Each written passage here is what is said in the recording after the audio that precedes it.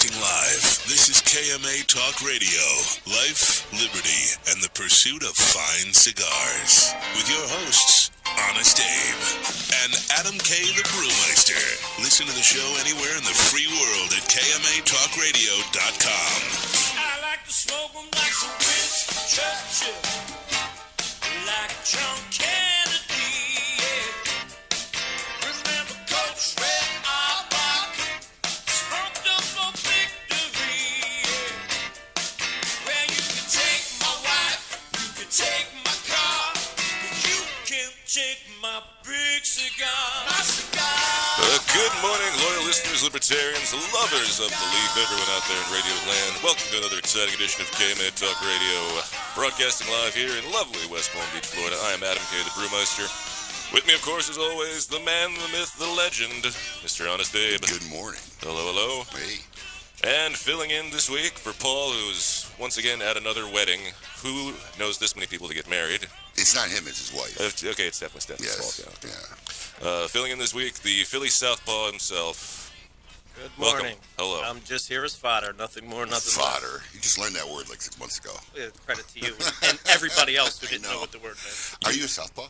I am a South. There you go. I did not know that. Yeah, I kind of just made the name up, but I guess it works. From South Philadelphia, so it all works. Yeah, South Philly Southpaw. There you go. Oh, so it's not in West Philadelphia. You were born and raised on the playground is where you spend most of your days, Not- chilling out, not max, quite. relaxing, all cool, shooting Not- some b-ball outside the school. That's very good that you know that. I'm Wow. impressed, but Yeah. that calls not for quite a my beer. neighborhood. Interesting. Mhm. I've had an interesting weekend so far, I guess. It's nice that we have sound. The whole studios were down this morning. Yeah, no, I walked in and the guy said, yeah, all the engineers are here. I had to make a lot of calls. Everything was black. None of the station studios were on. All the warning lights were going off. I was wondering why the parking lot was full. Usually there's like 4 cars when we pull up on Yeah. a Saturday morning, and like there was like at least like 20 out there. I'm like, what is going on? I thought maybe they had like some guest star in here or something, but You never know. studio's just down. Yeah, all the audio just But completely off. speaking of guest stars, I felt like a guest star yesterday. Oh, Yeah, you don't have Facebook, so this will actually be I posted on Facebook this morning, so this will actually be a first time for you to hear the story. But yeah, I was heading to my daughter's violin orchestra concert, or whatever it's called, and I wanted to stop by West Palm Beach because I was a little bit early, our West Palm Beach Lounge. And this guy in this big red, black pickup truck with dualies is like chasing me down, like literally chasing me down. like you're walking or he's No, I'm following in the car you. driving. And he's I'm trying to speed up because I'm in the far left lane. I got to make a right, and this guy's speeding up behind me, chasing me. I'm like, what the heck's going on? I don't remember doing anything. I wasn't even driving fast. So I said, let me get over to the left lane. Let this guy just go by me. Maybe he's like in a dead hurry. I move over. This guy veers up right next to me, slows up, rolls the window down. I'm like, oh boy, here, you know, what did I do? Guy starts screaming. Starts telling me, I love your show, man. You got the best show. I listen to it every Saturday. I'm like blown away. I mean, literally, like, this is the middle. I'm thinking I'm gonna have a college showdown in the middle of like, Palm Beach Lakes Boulevard. This guy ends up being a fan. This was actually yesterday. I was on my way to shop. Actually, I was seeing Alex. Right. And he ends up on his way to the shop. We start talking, and the guy ended up being a real cool guy. He owns Nitrogen Sushi Bar and Grill in Jupiter, so I'm gonna head there Monday for lunch. I got a meeting up that way, and I'm going to bring him some KMA gear. But to Carlos from Nitrogen Bar and Grill, Sushi Bar and Grill in Jupiter, man, it was very cool. It was a wild experience. Here I am thinking we're going to have a big fight.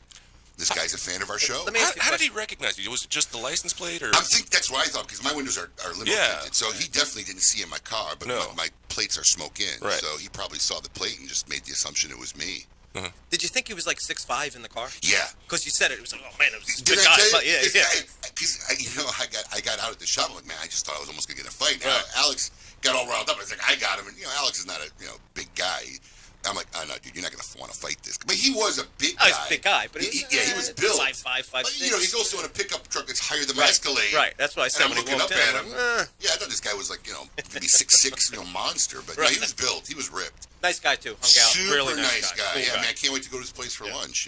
I know he's not expecting me to show up. Right. I'll stop by lunch. I'll see. Yeah, but I'm gonna actually show up with some KMA gear, surprisingly. Good chance he's listening, right?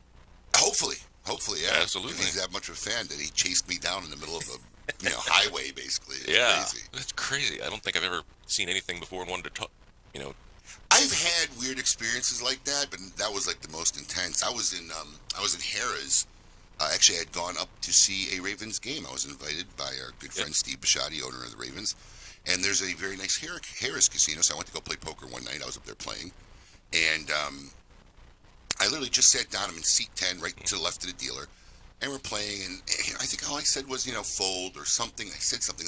The dealer literally stops dealing, looks at me, and goes, "Are you Honest Abe?" I'm like, and everybody at the table's looking at me like, who the fuck is Honest Abe, right?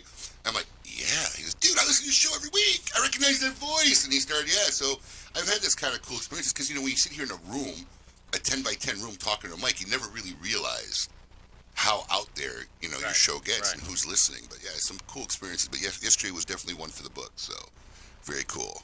What you got going on this weekend? Anything? There's Nothing? a lot of stuff going on. You? Well, other than football? Well, no, there's football. I've got to go up to the Tequesta store, fix the humidifier. Oh, yeah. Thrilling. Oh, no, it's going to be great. Yeah. Then, I've got to go to the West Palm store after that for a party this evening. Yes. Well, we can say it because I'm 99.999% confident it's not listening to I'd the say show. that's a safe bet. Yeah. Probably, yeah. We're throwing a surprise party for one of our oldest employees, I guess. Mm-hmm. Literally. I was going to say probably the oldest. I don't think Oldest, and probably has worked for me the longest, both. right. So, yeah. 70, he's turning 70. So he doesn't know, so we're throwing a surprise party for him. Hooray. Hey, we're nice people like We that. do that. That's what we do. Wasn't my idea at all. Of course not. Do that, no. I'm a firm believer after 25, there's no point in celebrating birthdays. It used to be 21, but then when I found out you got a good insurance break at 25, all right, that's another reason to celebrate. After that, it's really nothing to celebrate. I'm okay with the big one. I mean, 40. This is 70 for him, You right? turned 40, you had a big No, party. but it's like, so you're celebrating, like, yeah, death's right A around little the corner. closer to Yay! death, But you had a big party at 40. I had no party at 40. The only birthday party I had was, birthday parties for me growing up was my parents got a cake, my brother, my first cousin and his brother came over to our house, and that was our birthday parties Me growing too. up. I never had a party. Same. Ever. First party I ever threw was 30 years old. And it was epic, too. Literally, guys are still talking about it today. I threw an epic. I was single. There were strippers. There were old gentlemen and their wives from my shops. I put a dance floor basically in the community lawn area of my development, bought lights, and cops came about 4 times, but it was an epic birthday party. And my current wife blew me off that night.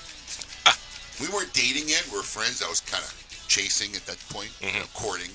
But yeah, she was supposed to come that night, and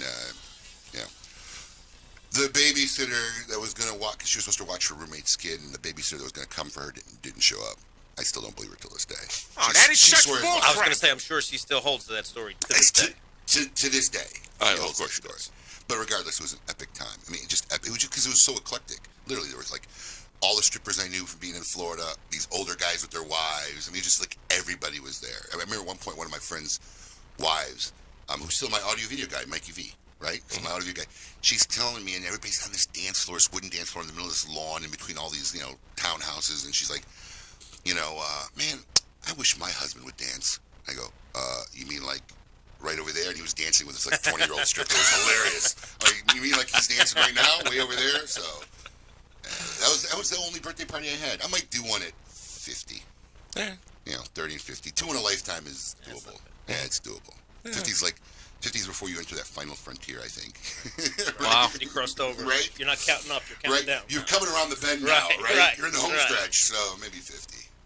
Sorry, Kevin. I know Kevin's in their other room. He's 50-something, so yeah. How's that home stretch looking? High five! We'll get there. It'll all be great. It'll be a fun and exciting edition of KMA Talk Radio. Should we introduce our guest? I'm excited about this guest. And I don't like where I put that. Can you move that over to that corner over there? where I had it last week. Yes. Yeah, hand me that camera there. Yeah, I don't like where that is. For me and retailers who've been in the business, yeah, there you go. For me and for retailers who've been in the business as long as I have, or even been into cigars as long as I've been into cigars, I guess today is pretty interesting and very sentimental and cool because when I first got into this business, I think I started wholesaling cigars in Chicago. I moved here in probably 95, 96 maybe.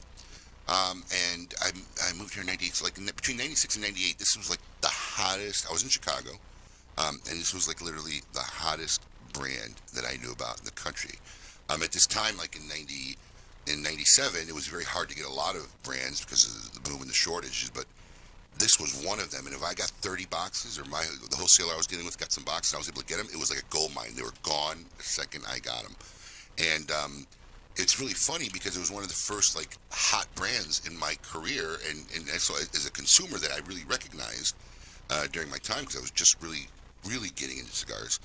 And I've never met this guy until this week, all these years. So it's very, very cool. We've got Lars Tetens as our Meet Your Maker for our segment, or for our show this week. So I'm kind of, and we had a very interesting story, and we were going to have a best of this week, and he happened to be in town, and we started talking. I said, man, we got to talk about this story. Would you have time to come on the show? And he graciously accepted. So we ended up coming in the studio. We got our little guest host today from South Philly, and then we're going to have a good show. Absolutely.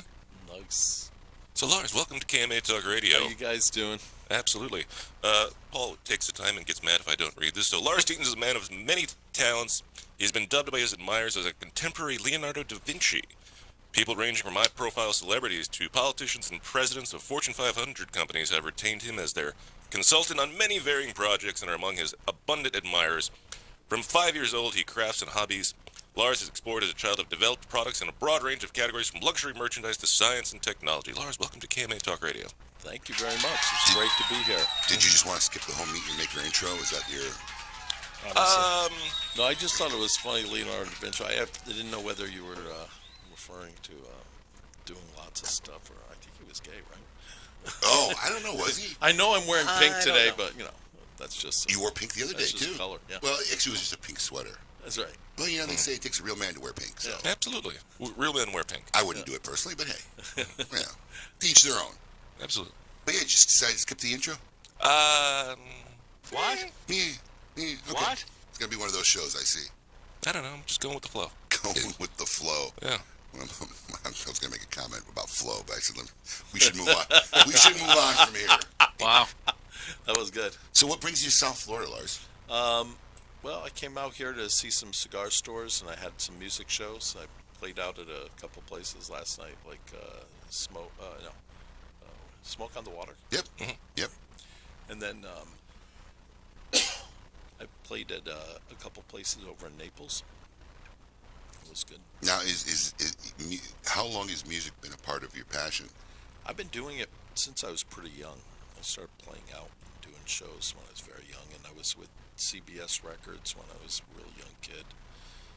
Had some hits doing rap music back in the day. Just speaking of young kid, let's start in the beginning, because we had an interesting talk this week in the office, and I was enthralled. So you were born and raised where? I was born in Manhattan, and we had a place in Greenwich, Connecticut, and New York City, and another place in upstate New York. Ranch, and in Connecticut we had like a bull stud ranch. We brought the cows to get studded, and horse ranch. So the cowboy hat's not a new thing. You've been wearing cowboy hats for a long time. Since I was a kid. Since you were a kid. And you're the youngest of how many siblings? I have one older sister and 3 younger sisters. Okay, so I thought you were the youngest. Okay, but 4 sisters. So you were the only boy in a house full of 5 kids. How did that? Wow. Yeah, how was that for you growing up? That was pretty cool. I bet once a month it got pretty crazy. No, because they all link up their periods at the same time. So Yeah. sometimes about 2 weeks Yeah. stretch. Yeah. You know what's It's all funny is crazy. my wife explained that theory to me. I It never really heard does happen. Yeah, but do you know why? Has anybody ever heard why that happens? No, tell us. It's a little menstrual education here, but You never know what you're going to learn that here on goes KMA with the Talk flow. Radio. It goes with the flow, right? Yes. It's going with the flow today. So, from what I understand, it's a Mother Nature thing, right? If you see how animals get attacked, right? So, usually, let's say lions and gazelles, there's usually 30, 40 gazelles, and the lion's only able to grab one. And once he grabs one, he'll be sitting there eating, and the gazelles all be around him. He don't care. He's got his kill. He eats. So, it's better for nature that they're all in the same cycle so that they breed in groups. Oh, wow. Because if they breeded one off all at different times, it'd be easier to pick off, to kill a chain or a line of a breed of an animal, because there's not multiples at a time. So, That totally makes sense. it's the first I heard of it. It made sense to me. So now you know. Now you know. There you go. So That's yeah, really interesting. yeah. My wife and I have 3 daughters. So right now we're only at half the full force of the effect, but yeah. You need to like get them all on the same page and like find the retreat. Yeah, For the, yeah. No, find a retreat for me. Well, one or the Yeah, other. I Somebody's go. got to go. Yeah. So one or the other. I take my son. We have a father-son Right, weekend right. for a week, and just like get out of town. One or the other. Yeah, I get it. So here you are. You're the only boy, and you started a business basically at how old? Yeah, when I was 5, I really 5 started. years old. Yeah. So you weren't. Legos weren't your thing. No. You know, action figures weren't your thing. You started making what? Pocketbooks and clothing, mostly women's clothing for Barbie dolls. At 5 years old. Yeah. Okay.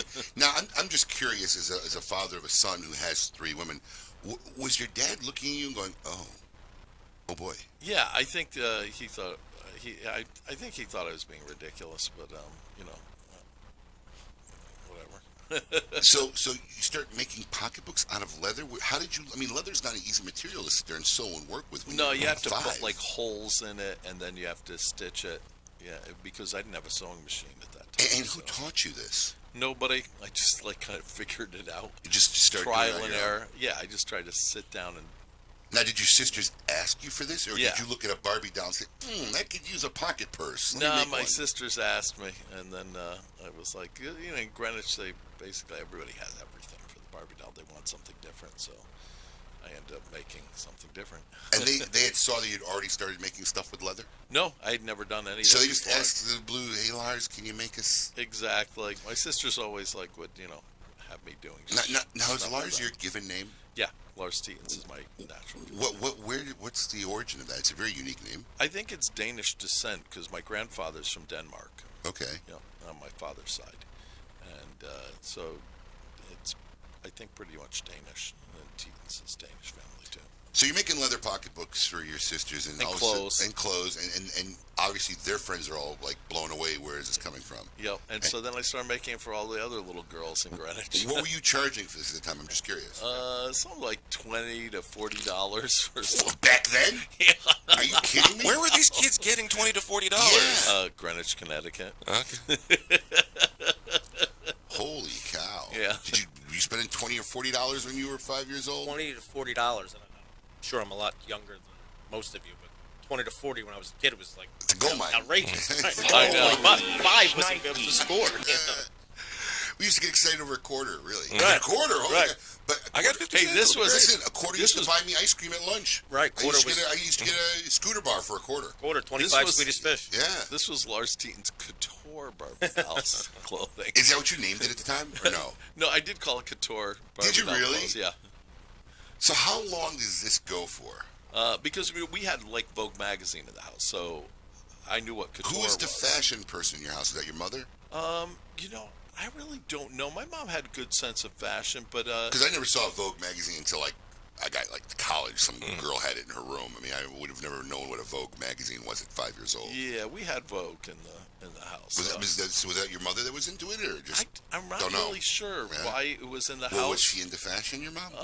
I think she had a pretty good sense of style and flair for sure. You know, she was kind of into that, but I think that there was a group of people that in that community that everybody had a Vogue. You know, in Manhattan you had Yeah. Vogue. In Greenwich, Connecticut, you go to people's houses. There was Vogue always in people's houses. It was a common magazine. I remember You'd finding see. my first Playboy in my aunt's house. That was pretty cool.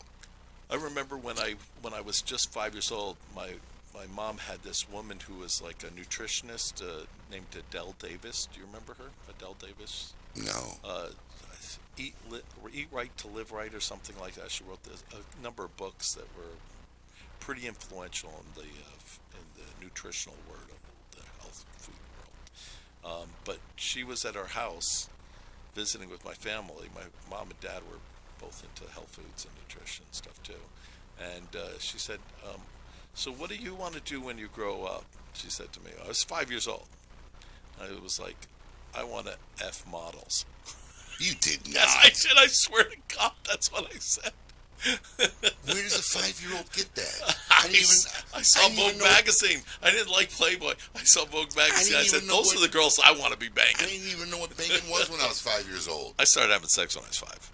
Come on now. Every single day from 5 till I was I 7. don't even think you can get a hard on at 5. No, you can. You can. Are you sure you're yourself? like not missing a couple years in your memory? 100% trust on it. You can. There'll be girlfriends that are on my Facebook that will be listening to this. How old are you in 5th grade? No, that's nowhere No, near 5. 5th grade, No, you're talking 5. You're talking kindergarten. Yeah, it's Yeah, kindergarten. It's there's kindergarten. no way. Yeah. What a surprise. You get erections actually before that. I mean, you can get little kids get erections. So. Yeah, and I was having sex with an older girl. She was 7. All right, we're going to slide off this topic a little bit. Good idea. Yeah, we're going to slide right off this topic. Losing my mind. So you're making clothes and pocketbooks, and it starts turning into adult clothing. Yeah, absolutely. And So what I did you- make it for my sisters, and then their friends, and my mom, my dad. I'd make different things. for So them. how are you going out buying garment and stuff? Well, we were still going into New York City. New York City from Greenwich, Connecticut is just like a 15, 20-minute drive. So we'd be into the city and So you're pulling all your money from your little leather pocketbooks and you're going and buying now. go to the garment garments. district, go to the Get Fabric. Now, are you hand sewing these, or are you Yeah, machine sewing? hand sewing. I did that for the first at least 2 years. And how much were you selling a dress for? Somewhere in the same price range, Yeah? around $20 to $40. And so how does that then explode? Well, it just ended up building up until I was able to sell more. You couldn't hand sew a bunch of dresses, right? Because you told No, me, it took a time. It took time. but then you started selling like to the public in a market. Yeah, I did. But that was about 2 years later, and I hired like a couple sewers that started. They were using machines. Yes. So you go out and you buy And the finally, garment. I did get a machine. Like when Right. I was. You figured out how to use a machine. Yeah. So, so you're going out, you're buying garment, you're coming up with designs, you're sketching them on a piece of paper, or No, I didn't really do that. In fact, I didn't really understand how to do a pattern like that. So what I did first was just cut the material out, and I had it visualized in my head how it was going to look. and then you'd make it, then you show your employees, say, hey, make this. Yeah, but first I would do it a few times to figure out the way to The sew best it way. so that it would be easy to sew in a production way. Really? Yeah, so you can do one-offs, and that's a whole different animal. But when you're doing it in production, you have to really go ahead. You have to get the process down. Yeah, and figure out, okay, you're predicting what mistakes they're going to make or what problems they're going to have before they have it. And with that, I would keep doing the product, whatever it was, of a piece of clothing or bag. And then once I got the pattern down right, then I would make it, I would take it apart, take all the stitching out, and then lay it down on cardboard and cut it out of the cardboard so I had a pattern. Which I think is the way you're supposed to do it, the opposite way of that. It's not supposed to be that way. I think you're supposed to really do like a sketch and then make it a pattern, but I didn't do it that way. I just didn't know. I am mind boggled right now. It doesn't take a lot. Right. I mean, let's be fair. True. Thank you. Appreciate You're it. welcome. Yeah. You were having trouble with simple math the other day. I know. So, at what point now does this clothing line now not become friends and family? You're selling it to the public, which eventually happened. Yeah, when I was about 8. 8 years old. Yeah. Well, 7 I actually. just got to ask one more time. Are you sure you have this chronological time order of age? Okay. Absolutely. So at 8 years old, man. Come again. I mean, what were you doing at 8? Eating dirt? Eating dirt. I was right, just saying that. absolutely, Eating dirt at right. 8? No, Playing in the sandbox. What are we doing at 8 years old? I mean, we're eating seriously. dirt, throwing dirt, I- dirt. I think my son's amazing at 5. You know what I mean? Right. Just because he's learned not to put his finger in the socket. Yeah, Right, good boy. right. Good boy. You live another day. So, Well, I started doing a lot of different stuff at that time. So, I was. who did you get this from? Is your dad the entrepreneur? I mean, who had this kind of, drive and entrepreneurship in them in your family? I'm not really sure. I mean, What did your parents do? my dad did like computer stuff. He was pretty advanced. Could be pretty smart, yeah. Yeah, he was pretty advanced in the computer world. And was your mom just a housewife from raising you guys, or what was she doing? They were both like political activists. Oh, really? Yeah, doing like marches with Dr. King. Molotov cocktails? No, more like both of them were martial artists, but my mom was like, and dad were doing marches with Martin Luther King. Really? Yeah, and doing stuff like that. Did you ever get to meet him? I was so young. when Yeah. I was- So even if you did, you wouldn't know I it wouldn't probably. even know. Yeah. So, how is it now the clothes start So selling? that ends up taking off where it starts little bit by little bit with little boutique stuff, and then I end. So how many pieces of clothing are you dropping off when you go to a boutique? Are you 25, 10? Yeah, maybe less than about 10. Okay, so Maybe you're dropping off 10. 5 to 10 pieces. Are they paying you up really. front or on consignment? Oh no, paying up front. Up front, and then you go and make another 5 and 10. Exactly. All right, and where did that finally break into? Because you made a connection somewhere along the way. You were telling me in the Yeah, office. absolutely. So I met some people who, well, I probably shouldn't say exactly what it is because remember this place is still open. and Okay. operating today. Sure. I met a group of people who were helping me get into little boutiques in that area, and these people introduced me to a restaurant in Albany, New York, where I'd go have lunch called Jack's Oyster House. And at Jack's Oyster House, you were able to get, at that time, you could smoke cigars there and get cigars, whatever. Cigars were complimentary. Yes, I mean, you just walk up and grab one for lunch. exactly. So I smoked a Cuban, Monte Cristo. That was your number first 2. cigar? First one. First cigar. Yeah, they only had Cuban cigars. Now, I just want to keep everything in context. 8 years old. Quick question. Yeah, but where are we at, like, year-wise? 70s, 80s, 60s? That's a good question. 70s. 70s. Okay. So 70. It's right in the beginning of the 70s. And Beginning of the 70s. no one in this restaurant saying, hey, should we let that 8-year-old smoke a cigar? No, I walk around smoking cigars all the time since I was like 9, Okay. So I started going to the restaurant at 8, but I really didn't even smoke a cigar until I was 9. got it. So when I was 9, they decided to see me choke on a cigar, And that's how the cigar started. that's how the cigar started. So- and then with the cigars, I got really excited about the cigars. So as soon as I smoked one, I was like, I got to figure out a way to start making cigars. Don't jump in the timeline. Yeah. Don't jump in the timeline. You still haven't made your first million yet, which, from what I understand, happened before the age of 10. Yeah. Well, around 10. Around 10. All right, so we're going to get to that. So now you're meeting these people. What did they do for you in your clothing line? Well, they helped me get into boutiques. A lot of them. Yeah, a good amount. So instead of dealing with one or and two especially in the right places. in the right places. Yeah. So now your production has got to get amped. Right. And now you're really making a lot of clothes. Right. Now, I don't know if you can remember or not, but at the age of now 8, 9, you're making clothes. How much money are you making? It's pretty good money. Are we talking tens of thousands a year or hundreds of thousands a year? It was very good. Good. It was excellent. Probably more than the average adult. Yeah. Yeah. Because I'm employing adults. You're actually employing adults. How many employees did you have at the age of 9? I can't remember, but I had a good amount. Good amount. Yeah. Now, I assume these are all under your parents are running the business. No, I had another guy who was running the business. Are you Or in their name. It wasn't and in your parents, it was in... Yeah. Another and guy. He might not even have had a corporation name. Well, that's what I'm saying. Yeah. It had to be Yeah. some Also- adult somewhere. Yeah, no, I had an adult who was like 50 really running it, and then I had like a guy who was another adult who was walking around as like my bodyguard. Because you're figuring, I was 9 a little years old. kid. That's an easy lick. Yeah, you're hoping not to get kidnapped for ransom. Exactly, At this point. and I had a driver and stuff. All right, So, we're going to take a break now. gotta It's a have- short break, and then we're going to come back and we're going to find out how Lars made his first $1 million at the age of 10. Keep it lit. You're listening to KMA Talk Radio.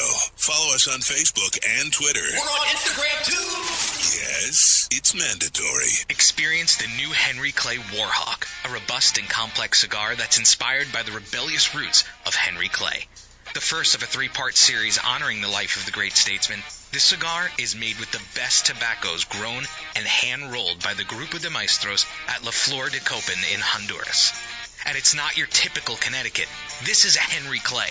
Stand up, be different, and smoke a Warhawk. Surgeon General warning, cigar smoking can cause cancer to the mouth and throat even if you do not inhale. Hello, this is Glenn Case, owner of Christoph Cigars. Smoking a cigar is all part of the experience.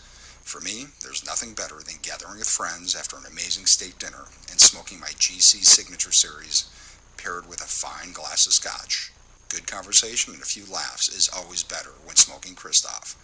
Start enriching your downtime. Go to Christoph.com and click on the Discover Your Christoph tab to find the Christoph cigars that are right for you. Upgrade your downtime with Christoph.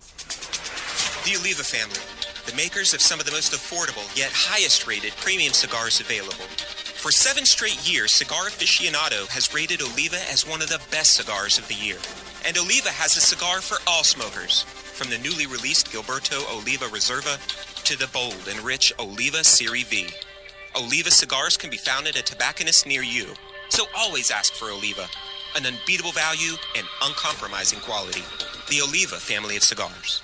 The recently released Perdomo Double-Aged 12-Year Vintage is an extremely rare blend of Perdomo's finest and most cherished 12-year-old fillers, binders, and wrappers. Bale-aged for 10 years and then barrel-aged in bourbon barrels for an additional 2 years, these exquisite Nicaraguan tobaccos are bursting with rich, complex flavors. Offered in Connecticut, sun-grown, or Maduro, available at only 250 authorized tobacconists worldwide, the Perdomo Double-Aged 12-Year Vintage is a must-have for every cigar enthusiast. Hey, this is Clay from La Polina Cigar Company. My likes and dislikes: long walks in the park, old school gangster films, wrestling grizzly bears with Abe.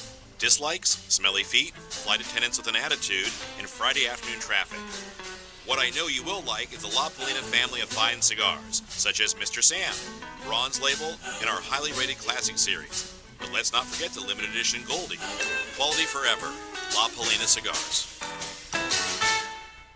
Plasencia Cigars has been one of the world's leading growers of first-class tobacco since 1865. Today, Nestor Plasencia Sr., together with the fifth generation of the Plasencia family, continue the legacy. With over 3,000 acres of quality tobacco fields, they are makers of quality cigars, including Alma Fuerte, ranked among the top 10 cigars in major publications. Find them in your local premium tobacconist stores around the country. Plasencia Cigars, perfected for more than 150 years. Yours to enjoy now.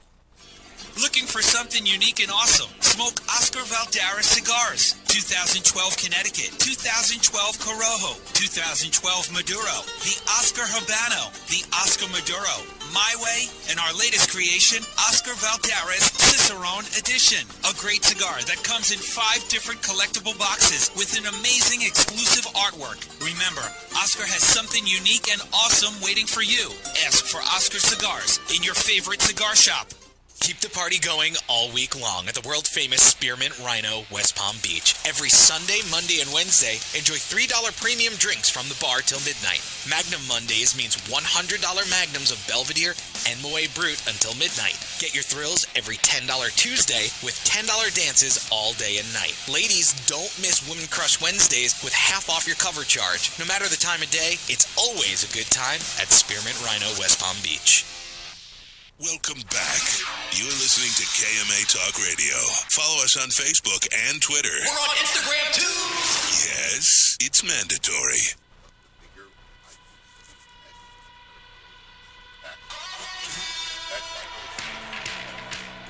Well, welcome back to KMA Talk Radio, broadcasting live.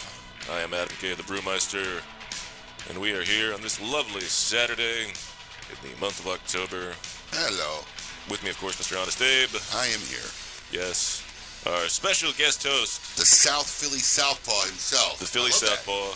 I'm just fodder. I might make you a shirt, the South Philly Southpaw. Thanks. I'm just fodder. Well, that'd be great. 2 people I know that you've made shirts. Me and Big Mike. Great company. Wow. Hey.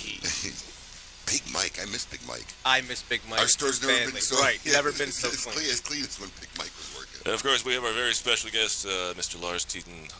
Thanks for being here. It's awesome being here. Yes, and we've been learning all about your history, about how you got started at the ripe age of 5. Now, I appreciate you getting up early in the morning, but I just want to interject, right? I get up early every day. Yeah, you get up early and do what, pretty much? I work out for about 4 hours a day. 4 hours is basically half of what a human being works day is. Yeah. What could you possibly do for 4 hours? Well, I do Qigong in the morning, about an hour and a half. Gesundheit. Yep, that was my next comment, yeah. I've never even heard, what is Qigong? It's like a Chinese internal art. You heard of Tai Chi before? Yeah, everybody knows. Well, did you just say Tai Chi? No, it's like an advanced thing. So that's kind of like an internal martial art, but this is just an internal art. And where did you study this? I studied with a bunch of different masters since I was really young.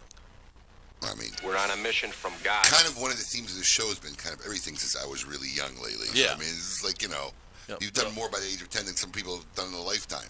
Yeah. So you do Tai Chi and what else for 4 hours? Do different kind of boxing, kickboxing, different martial arts. Is this alone? Stuff. Or is it with a trainer? Sometimes I'm with other people that I have students. I have a bunch of students, so I'll teach students. So you're teaching in the mornings? Sometimes I am, but most of the time I'm doing it myself and then teaching later on in the afternoon, or sometimes it's in the morning. If I have like one of my students with me in the morning, then I'm going to. I have trouble making it to my 40-minute boxing class, one time a day. What time of day do you normally start?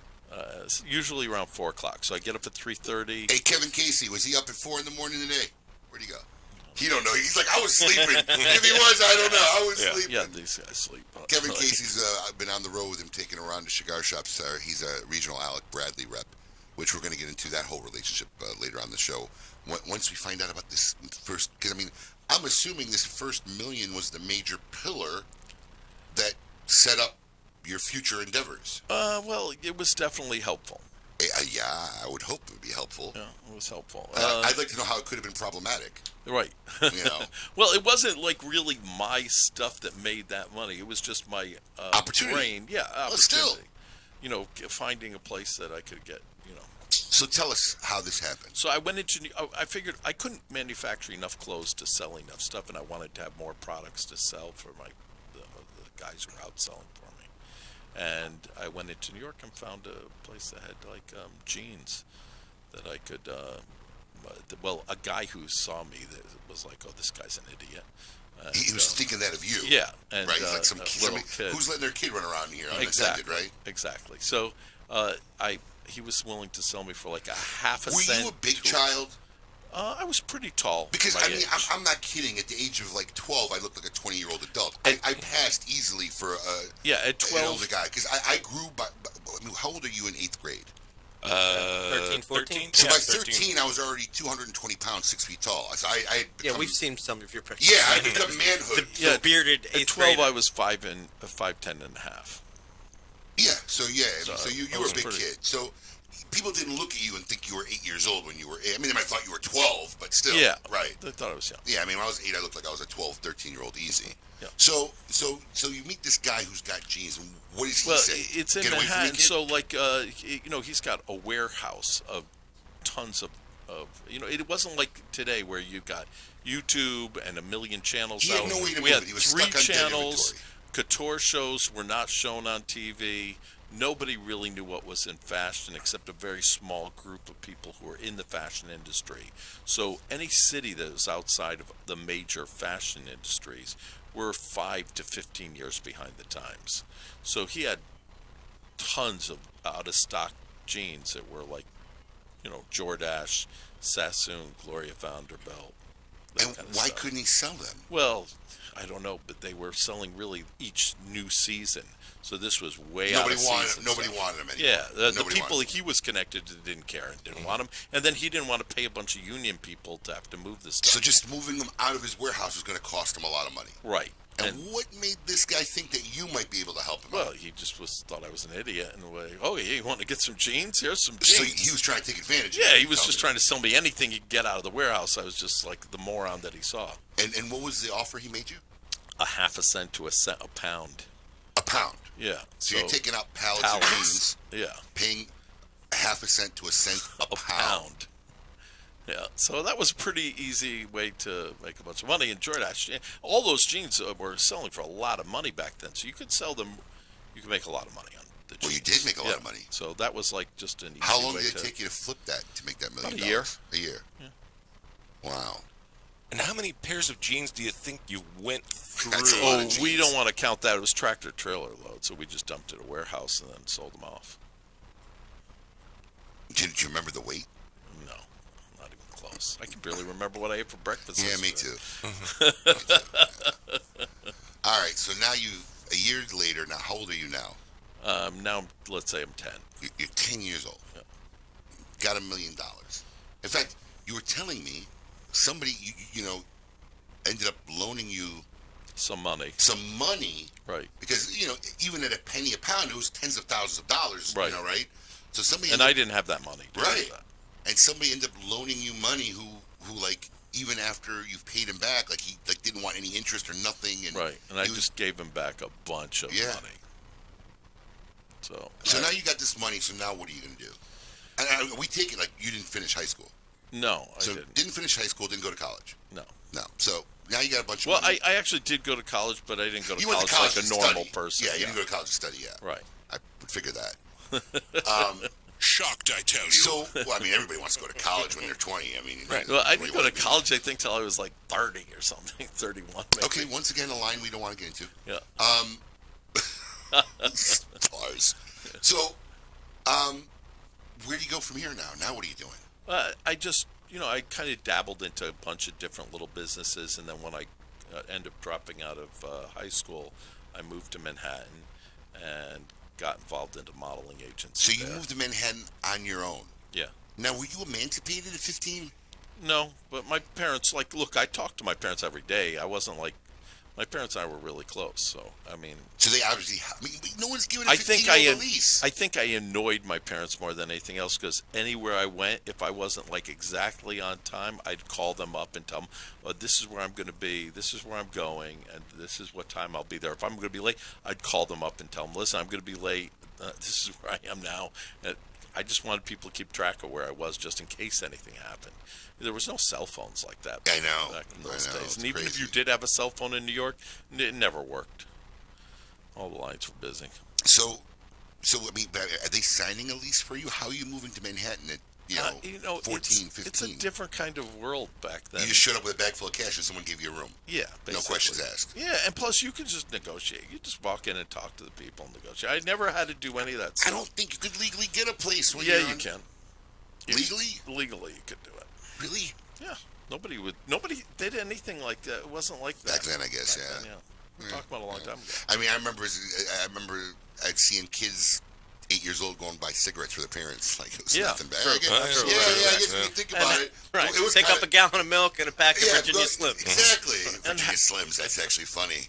And half the people didn't even make me sign leases. Yeah, I guess it was the Wild West back then a little bit. Yeah, It was a used lot. to everything today. Yeah. If you met the people, made friends with them, they just, okay, we'll hook you up. All right, so you're in Manhattan now. What are you doing? So I ended up becoming a partner in a modeling agency and a casting company. And How does this happen? I just meeting people, hooking up with chicks, and then they're introducing me to other people, models, and then they introduced me to... So you're just an out-and-out horn dog in every aspect of life. Yeah, pretty much. All right. So modeling agency. How do we get from modeling agency to cigars? Because I mean, that's eventually that's the dots I'm trying to connect here. Right. So during this time, though, I was always trying to find somebody to teach me how to roll cigars, and I spent a while asking different people to teach me. But then I had a person who introduced me to these two people, one on 29th Street and Antonio Martinez. But at that time, it was called Five Brothers Kenya or something. The cigar shop. Kenya? Yeah. Really? Yeah. I don't know why. Now, yeah, right. So now, just keep the timeline going. You meet these guys. They got a little factory. How old are you now? Well, I met them when I was 14, but I didn't get really taught how to roll cigars until I was about 15. Okay, and you would just go there every day and they would teach you? Well, I went there every day and cleaned the place for about 3 months. So you're 14, 15. Yeah. You've already made $1 million. Yeah. Right? Yeah. You're living on your own in Manhattan. Yeah. And you're going to this little bodega factory and cleaning up every day. Yeah, because I wanted them This to is teach in me. I wanted New them to York? take me seriously. Where's the there? This is in Manhattan, yeah. Yeah, New Manhattan. York City. Yeah, what was the name of the shop again? What were they called? It's Five Brothers Kenya. And then there was another place on 30th Street called Sanchez. I don't even know what it is. And they're just Sanchez. hand-rolling cigars there all Yeah. day. Yeah. And they have a little display thing. So I'm assuming you're cleaning out of humbleness because you're trying to... Exactly. So at what point did they say, hey, gringo, sit here and roll me something? After about 3 months, one of the guys started teaching me how to roll cigars, and he was not like a manager or anything in the place, but he was like Just a worker. Yeah, he just started teaching me how to roll cigars. He's teaching you how to wrap a bundled cigar, I'm assuming, to start out. No, he taught me how to pick out different leaves and how And to you're bunch bunching. them, and Really? then how to put them into the molds and turn them and whatever, that kind of stuff, and put a wrapper leaf on it, and all that. Now, you're saying pick out the leaves, but you're not picking out any blends. They're giving you the leaves, and you're just making a cigar. Well, in the very, very beginning, yes, but then they didn't want me to waste the tobacco that they had that was for their blend, so they just gave me the crap tobacco that they couldn't. They didn't want to use. Yeah, they couldn't practice use. with this. It makes sense. Yeah, and then I just picked out whatever I wanted to pick out and made my own blend. So where does this go from here now? I started making them, and they started selling them. So you were making your own blends. You just went Wild West on them and say, hey, I'm just going to start making my own stuff. And they started selling them out of their little bodega. Yeah, and then a 14-year-old white kid from New York just rolling cigars. Yeah, well, people, 15 at this time. And people were liking them. Yeah, well, people were buying them, so. Yeah, I guess more importantly they were buying them. than liking them, they were buying them. Yeah, and so I sold a lot of cigars from the place, and then there started, like, the blends that they were using were mostly before the end of the year became all my blends, and then by the end of the year, both shops became basically all my blends. So you were developing the blends, and their rollers were rolling them all day. Yeah. And of course, and I rolled some cigars too, like that. But they would have those cigars in a little thing called White Boy cigars because they didn't even know my name in the first year. They just called me White Boy. White Boy, go do this. White Boy, do that. That was it. So, how much were they paying you? Oh, I didn't get paid. I didn't even get... know you could make money at this. I just was doing it because I loved doing it. I had no idea until I was in my 20s you could make money from this how long are you doing this without getting paid? Years. I mean, 15 to I was almost 24. What are you, just living off of your gene money at this point? Yeah, well, no, I was living off of money I was making in the modeling business and off my... That didn't require your attention? You were just an investor? No, I was working every day. So that was my main gig. So you were doing both? Yeah, that was my main gig, was running the modeling agency, running the casting company, picking up new clients. Then when would you go to the factory? I would do it in the early morning and the afternoon. Really? I would just go in back and forth. Sometimes in the evening, too, when they had stuff they wanted me to do. I'd just go in there in the evening. So at what point do you realize, hey, maybe I should start making money doing this? It wasn't until I was making blends for another major factory. When I was like 24, the guy So now said for to me, almost a decade, you've been rolling cigars for free. And making blends. Yeah. For people. Yeah. And then the dude was like, you've been making blends for us for a while. We really should be paying you for this. So they started paying me and for the blends, and that was where it started, really. This is at 24? Yeah. Now, at what point do you start saying, I'm going to make my own brand? Probably wasn't until kind of was my own brand already. Like, I didn't think wasn't about... your name on it. Well, People didn't know who you were. I didn't think about putting my name on it. I get it, but right now you're just a behind the curtain guy. No one knows you at this point in the industry, yeah? I think about a year after I was doing it, people knew my name. There was maybe a handful retailers, of... but consumers wouldn't. Right, consumers wouldn't, but a handful of cigar shops. I'm always talking from the consumer perspective, right? 100%. So you're still not a known entity in the consumer, what I like to call the consumerverse. So how does it develop that you say, I'm going to start putting my name on a label? Well, I didn't even want to put my name on the label in the beginning. I just did, when they were telling me, the people who I had working with me at the time said, Lars, you got to go ahead and put your label on there. Now, at this point, you had a band. At this point, you had never dabbled in making an infused cigar. No, I had, right from the beginning. Okay, where were these infused cigars being made? Because I lost that train in New York. Okay, so when you were working when you were working between 14 and 24, yep, and you were working in this little bodega, 15 and 24, and you work in this little bodega, you started infusing cigars there. Well, not there, but I would bring it back to my apartment. So you get their tobacco, you'd bring it back to your apartment, you start concocting ways to infuse the tobacco with flavor. But now, at this point, this is a totally non-existent market, right? No one's ever done it. Nobody's ever done it. Right. Nope. Right. Now, what made you come up with it? Yeah. Well, okay, so let me just say that really, if you go back like 6,000 or more years in Venezuelan culture, you'll see archaeological finds that are stone statues of their women shamans of the tribe smoking cigars. And you'll see stone molds where they would make cylinder-shaped cigars with polished stone molds. And that goes back 6,000 years plus. But where's the thought that I'm going to infuse? Right. I'm going to take some outside elements and try to incorporate them in a tobacco leaf. Where does that process come from? Part of their ancient culture was to infuse the tobacco. You read it? You read that Yeah, somewhere? how did you know Yeah, this? I Like, studied 14? about that stuff. I'm assuming you read a lot. Yeah. Well, I did at that time. I don't really that much anymore. I don't have time.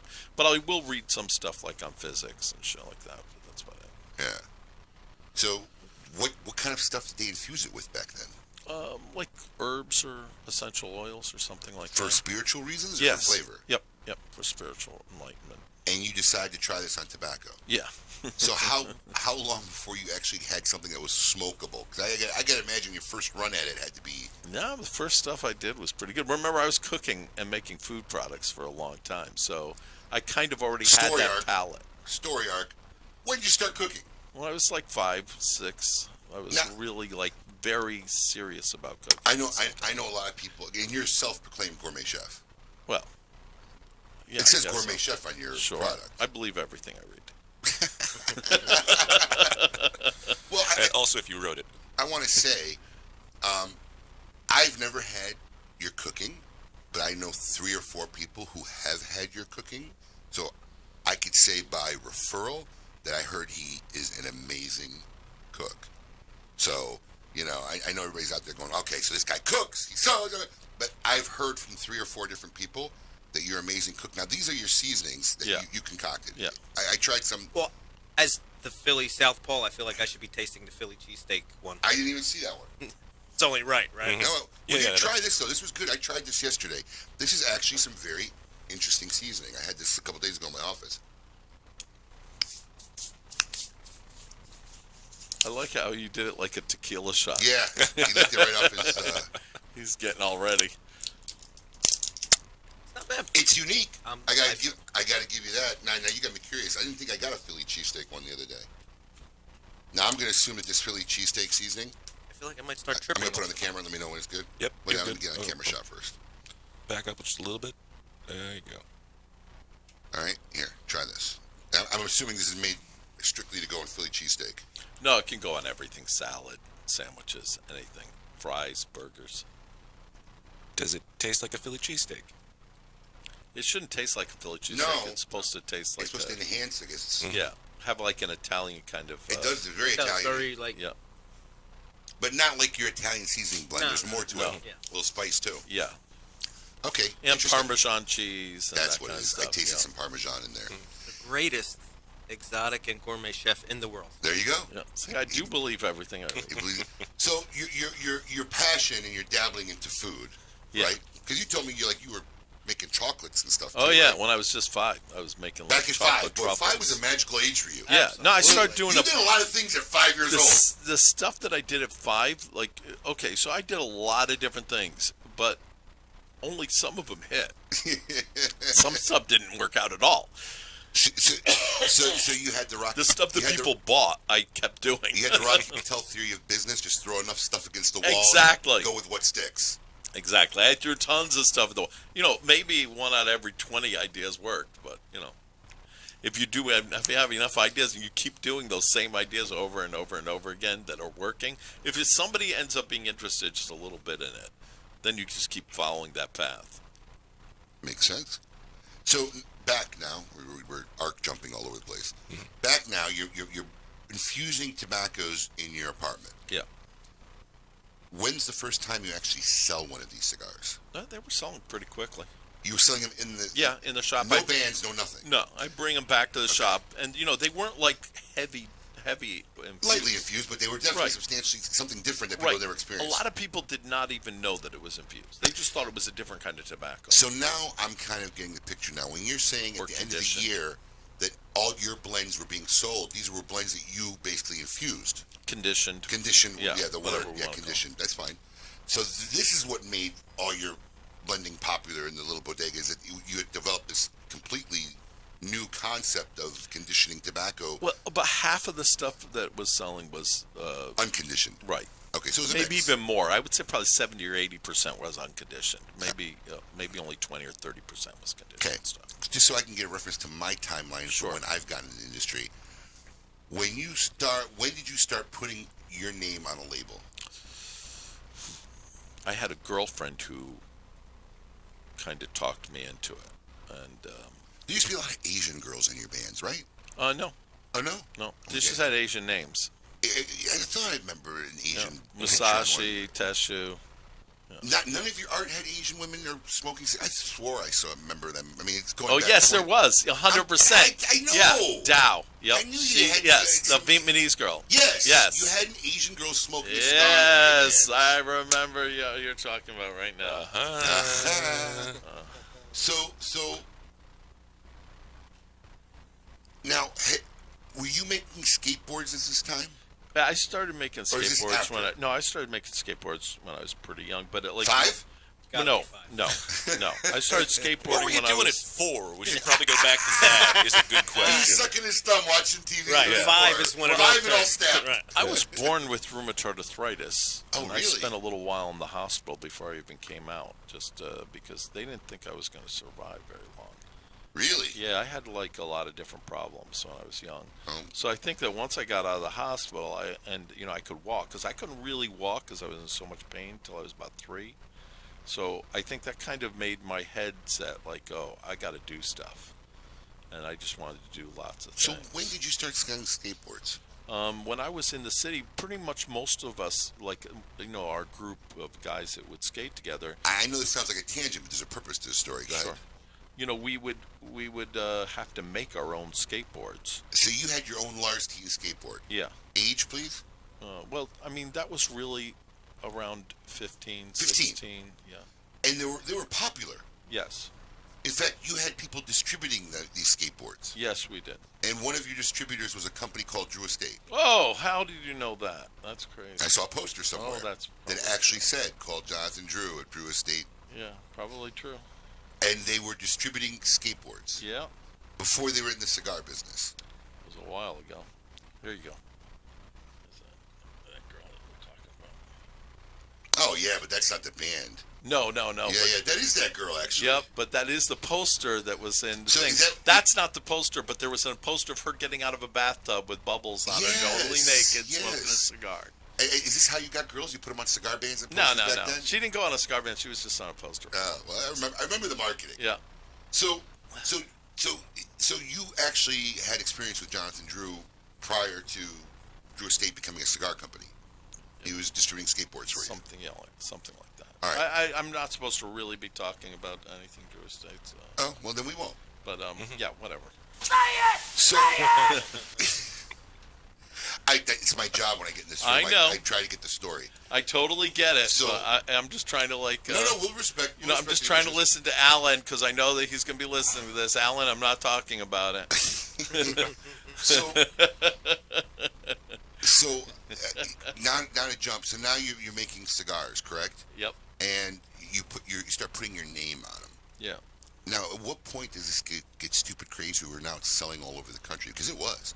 I was in Chicago, and this is probably 96, 97, and you couldn't get enough of them. Yeah. Everybody I knew was smoking this brand. Right. Again, I was never the brains behind any of this stuff. I created the art, part of it. I was the talent, but there were other people much smarter than me that were running everything and doing all that stuff. Now, those cigars that were being sold back then, where were they being made? Because now your production is massive, right? Yeah. You're all over the country. You're not rolling them in your apartment. No, we were in New York. We were upstate New York, and then It's another reason why they were so expensive, because your cigar, I think the fat was the one they used to smoke. Also because we paid our workers like a living wage. Well, yeah, because you were making them here too. Yeah.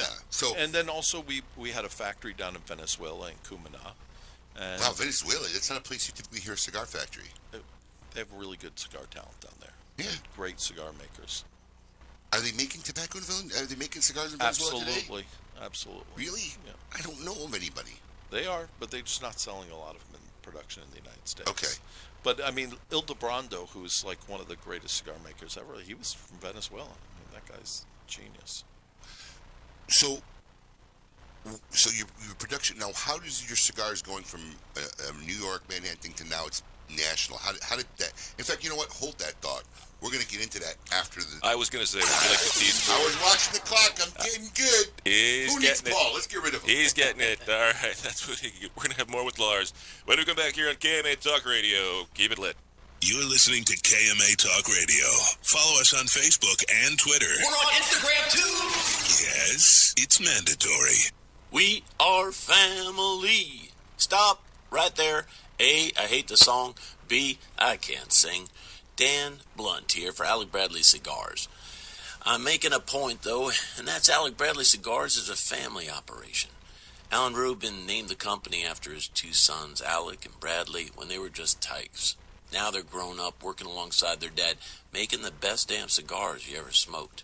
So join the family. Alec Bradley Cigars. Fuel your soul and experience inspiration with the Aging Room Quattro series by Rafael Nodal. More than just a master blender, but the inspired composer of 4 boutique masterpieces for the sophisticated palate of an aficionado. The Aging Room Quattro series are a perfect chord of flavor and aroma, and are born from the best tobaccos, aged under the expertise of one of the greatest names in cigar making. Truly the perfect notes for a genuine cigar smoking experience. Aging Room Quattro series, a quartet of excellence. Hoya de Nicaragua proudly announces the release of Cuatro Cinco Reserva Especial, a carefully modified recipe containing a unique and exceptional selection of barrel-aged grade A fillers and a beautiful silky shade-grown Habano wrapper. From the legendary Jalapa Valley, produced in small quantities, this exceptional medium to full-bodied cigar will continue to captivate consumers with its rich Nicaraguan complexity, subtle woody and sweet flavors, and a velvety finish. Try a Cuatro Cinco Reserva Especial today. CLE Cigar Company presents CLE Cigars, Aroa Cigars, and Asylum Cigars. With 4 generations and over 120 years of experience in tobacco, from seed to smoke, these cigars are produced in Honduras and Nicaragua, with the utmost care and precision possible. CLE Cigar Company introduces a vast array of tobaccos in various sizes to bring the highest quality of premium tobacco direct for your enjoyment. Visit clecigars.com for more information. Since their humble beginnings in 1998, Drew Estate has believed that the production floor is the crossroads between art and passion, and where the real magic takes place. Drew Estate Master Blender Willie Herrera has crafted a unique medium-bodied line extension that is creamy, lush, and ultra-smooth, and finished off with a flawless shade wrapper that delivers satisfaction in spades. Continuing the story from their factory floor, it is with great bravado that the Drew Estate presents Under Crown Shade, a true Drew experience. For hundreds of years, the indigenous people of the Dominican Republic took tobacco and rolled it tightly into palm leaves. These long cylinders of tobacco, called yawa, created different, unique, robust flavors and aromas, and that original Andullo tobacco is now for the first time featured in La Aurora Dominican DNA. Full-bodied, robust, spicy, and elegant, La Aurora Dominican DNA is a return to the roots of Dominican cigar making that only La Aurora can provide. Enjoy the very DNA of the Dominican cigar industry. Look to the lion, La Aurora Cigars. We are Dominican defined. The Oliva family, the makers of some of the most affordable yet highest rated premium cigars available. For 7 straight years, Cigar Aficionado has rated Oliva as one of the best cigars of the year. And Oliva has a cigar for all smokers, from the newly released Gilberto Oliva Reserva to the bold and rich Oliva Serie V. Oliva cigars can be found at a tobacconist near you, so always ask for Oliva, an unbeatable value and uncompromising quality. The Oliva family of cigars. Ventura Cigar Company is a boutique cigar brand born in sunny Southern California. Ventura Cigar Company is on a mission to create memorable, complex cigar blends that excite the senses and reward discriminating palates. Experience the Cigar Aficionado number 13 Cigar of the Year, the archetype Axis Mundi. Rise up, step up, look up, fire up, and leave compromise behind with Ventura Cigar Company. Check them out online at venturacigar.com. Welcome back. You're listening to KMA Talk Radio. Follow us on Facebook and Twitter. We're on Instagram too. Yes, it's mandatory.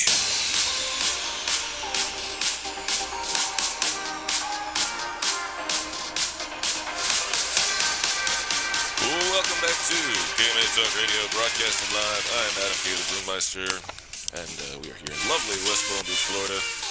With me, of course, the man, the myth, the legend, Mr. Honest Abe. Hello. I'm in trouble. I finished my cup of coffee in the first hour. I usually like to try to make it stretch. Yeah, me too. Yeah. There's only so much we can do. And we are here, of course, with our special guest, Mr. Lars Tetens.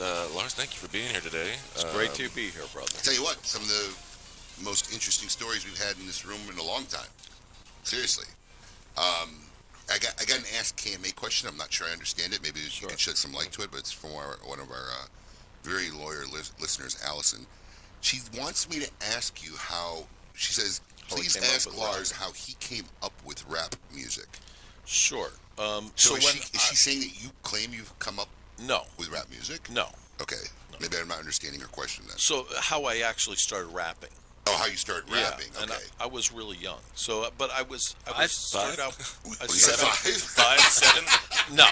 No. I was a teenager. But I started doing DJing, and everybody who was DJing in New York, like at house parties or basement parties or whatever, like that kind of stuff, you had to have a hype man, or not had to, but you did get one. But it would cost, What's a hype man? A hype man would be announcing you and talking to the crowd. While you DJ, they would talk to the crowd. Got it.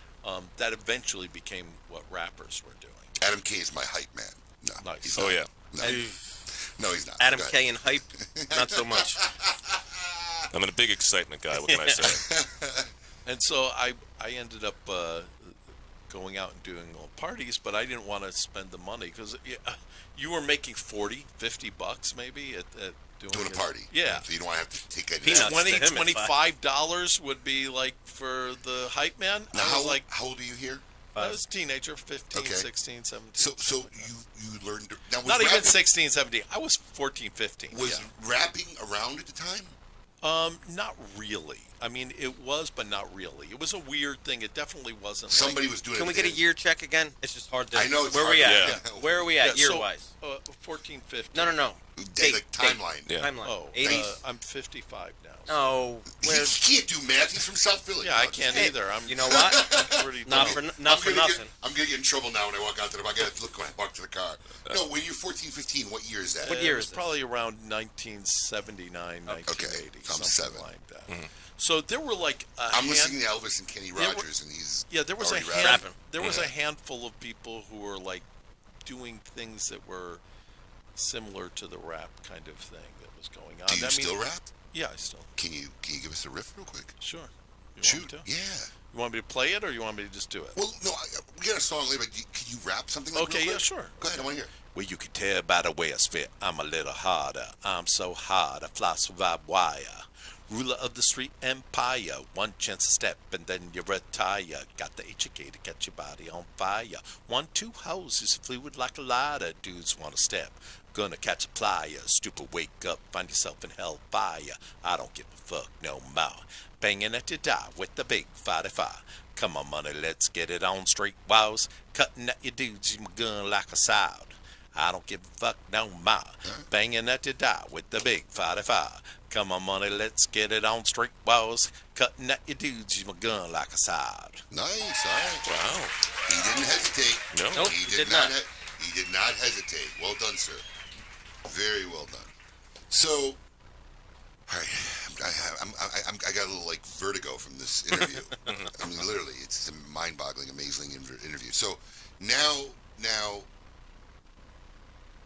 I still didn't get to what got you now to, you got this hobby, you're making money, you're selling cigars. How does it make that break to now it's like all over the country and like one of the most sought after brands in the country for a period of time? You know, that part is like probably confusing for me too. Were you in a haze during those years? No, I mean just because I really wasn't thinking about it as a business. Somebody was really behind the scenes making it happen. Yeah. I had partners in there that were really Were they good partners? Were you actually getting any money from this time period? Yeah. Okay. Yeah, I was. You weren't being taken advantage of? Not at all. Okay. So they weren't investors or anything. They were just like kind of girlfriend / partners because they were smarter than me and they ran the business. So I have a question for you. And honestly, this is probably a 20-year-old question that I've had. Sure. Right? And I know you don't want to talk about certain things, so if you can answer it without getting into certain things that you'd rather not talk about, but being that when I got into this business, you were the brand, like one of my best-selling brands I was putting into every country club and bar and liquor store, restaurant I was servicing in Chicago at the time. Another brand had come out, right? And he just disappeared, like overnight. As far as I know, we've had this conversation. You were selling cigars to a small group, and you've been selling cigars continuously. This is not like you're coming out of the woodwork. Right. You've been selling cigars for the last 10 years. 40 years. 40 years, continuously, I mean. Yep. Yeah. But literally, as far as the public eye and cigar shops, your brand just. I know you had shortages for a while. I remember I couldn't get them for a while, and I don't know if that was just because the demand was that. But then all of a sudden it was gone, and all of a sudden there was this other brand. What happened that made Lars Teten go from like a household retail cigar shop name to, like, honestly, up until a few months ago when you made this venture with Alec Bradley, I don't think anybody who walked in my store. I mean, did you know what Lars Tetens was? No. Yeah, you had no clue. No. You had no clue. No, I've never seen it. Right, so I got two guys, and how long you been in cigars? 10 years. 10 years, and you? 17 years. Yeah. Wow. And they wouldn't know your name, so what caused that? Do you have any idea? Do you ever think about it? Did you ever notice it? Sure, no, I understand it. And that's been a question I had, and I've never met you until this week, really, person to person. We really weren't ever trying to, I mean, even from the beginning, we were never trying to be the McDonald's of cigars. And, there's but you had plenty to of notice other... as a business at some point that, hey, we used to sell X number of cigars a month. What's going on now? It's like 1/50th of what we used to move. Was that even a concern for you at the time? Not at all. Not at all. And then we also focused on just very high end, very select group of stores that we'd sell to that sold all that high end brand stuff, and those places sold a huge selection of my cigars. So it was, that was like where we focused. Because companies who get into business today would die. Who are starting up would die for that kind of exposure, to be out there, and all of a sudden everybody wanting the cigars, and it just like, and you know what? It's very funny because this is like an industry where there really are no secrets, man. The stories are always out there. Eventually the truth comes out. Eventually you know the truth. We know about usually an acquisition long before the press release comes out. Even like look at Cigar Con. That was out before even they made the news, right? I mean, there's no secrets in this industry, but the story of the Lars Teten, where he went, just is something I never really heard. Just never knew the story, never knew what happened. It just kind of disappeared. Yeah, and I think that, it wasn't, we were never really trying to be that big. We weren't trying to, it just happened. And I wanted to really scale back and just like kind of keep my quality super high end. And then once I broke off with a partner / girlfriend about 9 years ago, I decided I needed She was along with you on this ride up until now, up until 9 years ago. And then I just basically wanted to set up a new team, and it took me a while to find a new team to set up. And Alan and I have tons of synergy, and I trust Alan. He's a really good guy.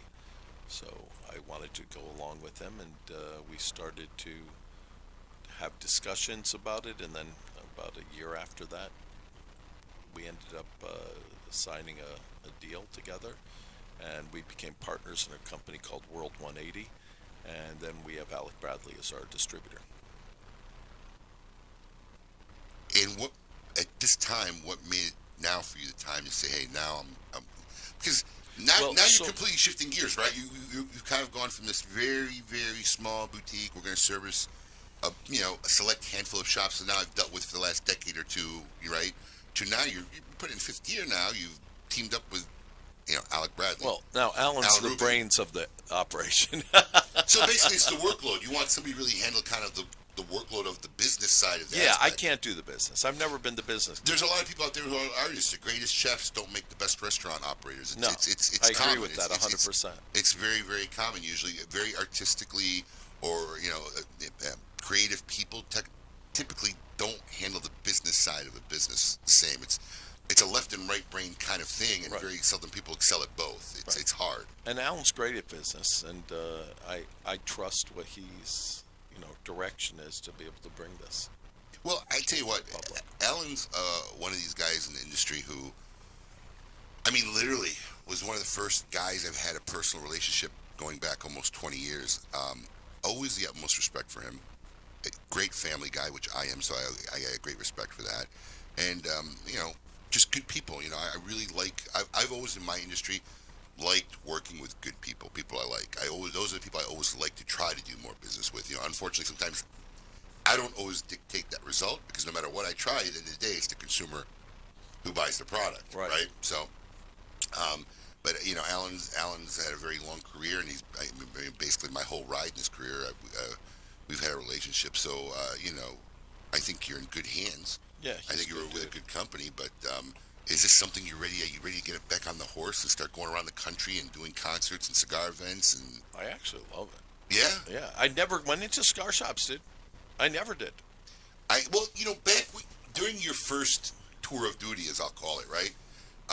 Been playing too much Call of Duty Mobile now. Yeah. During your first tour of duty, that really wasn't that popular.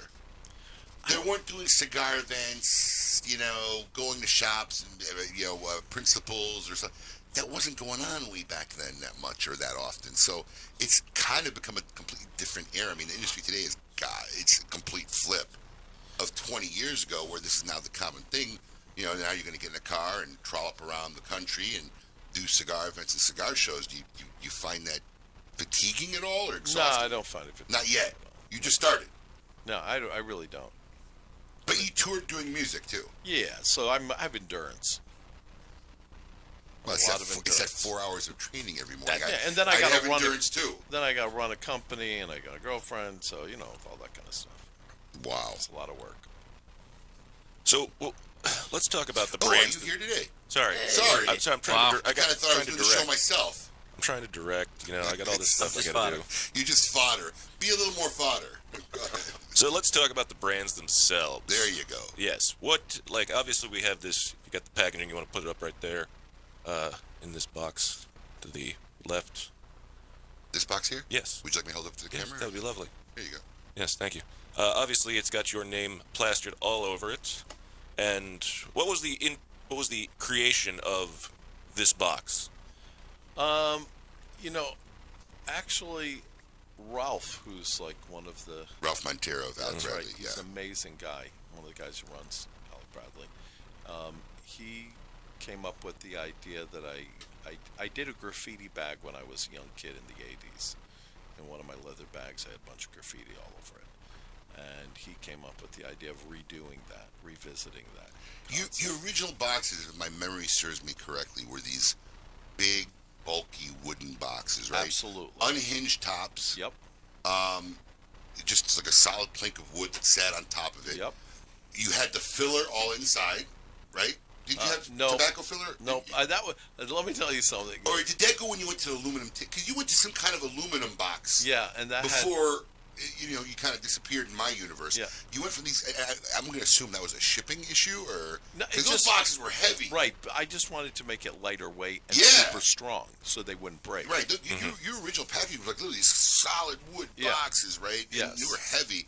Then they were like these silver tins with this black corrugated kind of plastic. Yeah, corrugated tops on foam top, right? Yeah, corrugated plastic tops, and that had foam on the bottom part. Yes. But so I wanted it to be really lightweight and really strong, so that the retailers didn't have to pay a lot of money for shipping. Because it was outrageous. Yeah.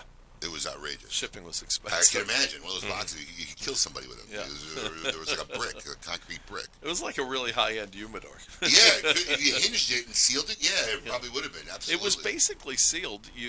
All you had to do, and I used to have a humidification on the top of the Yes, you things, did. even in the wooden One of those boxes. discs, right? Yep. Yeah. So you could use that for a humidor easily. We made sure it was pretty airtight. All right, sorry to interrupt your brands. Go ahead. No, not at all. No. It's a good, long-standing story. So what we got is, tell me how you came up with some of these names, because we've got steampunk, fat cigars. Fat cigars. That's a good story. So, the person who really helped me get all this stuff like moving out to the public and selling and all that kind of stuff, she was like, Lars, you have to have a band, and I want you to go ahead and design a band for the stuff. And I was at the breakfast counter in our kitchen, and I just took a napkin off of our napkin holder and took a little marker, and I wrote out Lars Tetens.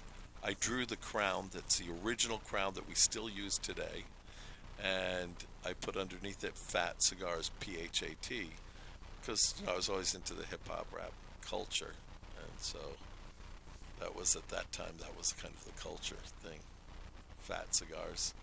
Everything was fat. Interesting. That was one of the lines I remember smoking a lot, fat cigars. So that was like originally on the first bands. That's what we were doing. Now we got steampunk, and I've got a grass here. Yeah, grass is an interesting cigar because there's a lot of people really enjoy that stick, and it's a lot cheaper now that we're making it in Nicaragua. It's about $20 cheaper than what we were selling it before. Because before it had a retail of 60-something bucks. Now it's retails around 40-something. That just seems so high. What causes it to be? The cigar? Yeah. For one cigar, yes. I have other cigars that are $110 and $180 a cigar, and $160. Well, why? I mean, is it just the availability, the amount you produce? It's very expensive, the whole production and the ingredients that we use. Stuff that you condition the tobacco with. Very, very expensive. Next time you talk to Ralph and Alan, just ask them. They had no idea and never expected it to be that expensive, but it is very expensive. Now you have which is the one that's like fire? Because we gave one to our shipping manager. It's the S&S. That's the SS. Is it the S&S or SS? S&S. S&S. And what? Cause we brought in our shipping manager the other day, Labby, for all our guys who order mail order know it. But literally, and I know he likes mild cigars, so he walked in like, man, you smoke mild cigars, right? Hey, try this. You know, did you ever post that video? No, but I'm going to. You got to give me a copy of it. I'm going to post it on KMA. 100% I will send that to you. Not spicy, nuclear. Literally, so I meant to post that video too already. What do you put in the cigar that makes it that hot? Okay, do you know 16 different. Okay, so it's like does it have a Scoville rating? No. You should see if we can get Scoville rated. Yeah. I know. It's a sweet and spicy tip, and it has 16 different kinds of habaneros, all smoked with exotic woods. Scorpion Trinidad pepper, Boot Yokia, which is ghost pepper, and Carolina Reaper pepper. So listen to this. So he comes in. Now, of course, I don't want him to light it because he's going to put it in his mouth, right? Right. So here, let me cut it. I toast it up for him. I hand it to him. And he said, tell me what you think, because I'm not into mild cigars. I know you kind of are more into mild cigars. Right. Do you like this? Now, he's one of the nicest guys you'll ever meet, really. The poor guy is sitting across from Lars, and he's smoking it. He's like, wow, yeah. His eyes start watering, and he's sweating. Like, so what do you think? He's like, yeah, this is good. This is real good. He doesn't want to say anything negative, but you can see him starting to sweat. And he can't, but he's still smoking it. He's putting it in his mouth, and then finally we all busted out laughing, and we had to tell him. And this poor guy, like, for an hour, like, he went and opened up a gallon of milk. Right. Oh, yeah. Oh, yeah, that's right. I saw that. Yeah. Yeah, he opened up a gallon of milk for an hour. I mean, how can the average guy really smoke? I mean, I know he's a little, like, spice weak, so that's why I kind of picked him out. I meant to smoke one myself just to get a barometer of whether I was going to call him a real wussy or not and see how bad it was, but I didn't get a chance. Yeah, I have female managers from some of the stores I saw, even down here, that have, like, smoked that cigar, and they're just like, oh, yeah, okay, it's not, like, super spicy, because they're used to eating really hot. Right, yeah, that's what I do. I like hot. Yeah. I'm a Thai 5-star. Yeah. I go around. Yeah, so some people, to them, it's just like, oh, okay, it's not that spicy. In fact, the one that I make for myself is, like, psycho spicy. That'll hurt you. Why would you want to do that to yourself? Well, it doesn't hurt me. All right. For most people, it would, yeah. I got Ghost Mike going on. Take over for a little bit. Yeah, so, I mean, obviously you said there's Carolina Reaper and Scorpion in the S&S. What else can you put in there to make it spicier for the one you make for yourself? No, that's it. And 16 different habaneros. Yeah, it gives you a different flavors, though, in the habaneros. Okay. Yeah. And what was the thought process in creating the cigar? Was this like something you said you did it for yourself personally? Yeah. Or? Yeah, I started doing this really, when in the beginning part of my cigar making time, I decided I wanted to have something like this. So I've been doing this almost the whole time I've ever been doing cigars. Okay. All right. At one point, like maybe in the 80s, I did it a little thicker, so it was like almost a royal icing on it, so it was really thick because people wanted to be able to suck on it for like an hour. And so I did some that were just like special ones that were like super hot, and it was really thick, a tip on it, so it was like a thick white tip, but it didn't it didn't. I didn't go ahead and continue to sell that all over the place, just for a handful of places. Okay. That makes a lot of sense. All right. We're going to take a short break. We're going to have more with Lars when we come back here on KMA Talk Radio on this, the 12th of October. Keep it lit. You're listening to KMA Talk Radio. Follow us on Facebook and Twitter. We're on Instagram too. Yes, it's mandatory. Hi, this is Nish Patel from Rocky Patel Premium Cigars. I want to introduce you guys out to our Old World Reserve Corojo made in a Honduran facility. What a beautiful medium-bodied cigar. When you light it up, it's got a gorgeous white ash, and you get that sweetness from that delicious Corojo wrapper, a little bit of spice, and a lot of nuttiness. Go to your local brick and mortar, check out the Old World Reserve Corojo. You will not be disappointed. Again, what a delicious cigar. When Dominican passion, artistry, and skill combine with 114 years of family legacy, you don't just have a cigar, you have the cigar. Whether you love the mild, flavorful La Aurora 1987 Connecticut, the spicy 1962 Corojo, the always smooth, sweet La Aurora 1903 Cameroon, or the all-new powerhouse 1985 Maduro, you aren't just enjoying a part of history, you are lighting your own legacy. Flavor, value, family. Be a part of something. Look to the lion. La Aurora Cigars. We are Dominican defined. Hello, this is Glenn Case, owner of Christoph Cigars. Smoking a cigar is all part of the experience. For me, there's nothing better than gathering with friends after an amazing steak dinner and smoking my GC Signature Series paired with a fine glass of scotch. Good conversation and a few laughs is always better when smoking Christoph. Start enriching your downtime. Go to Christoph.com and click on the Discover Your Christoph tab to find the Christoph cigars that are right for you.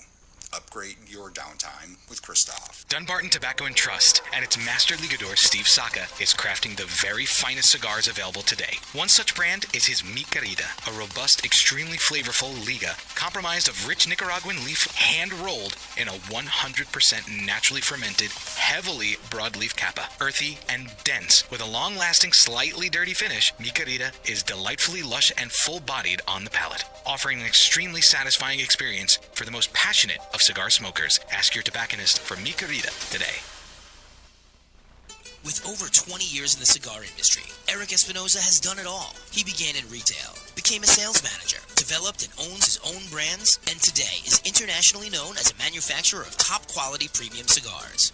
Nothing gives Eric more pleasure than to be able to make his own cigars for consumers worldwide to enjoy. Experience cigars made in the Espinoza way.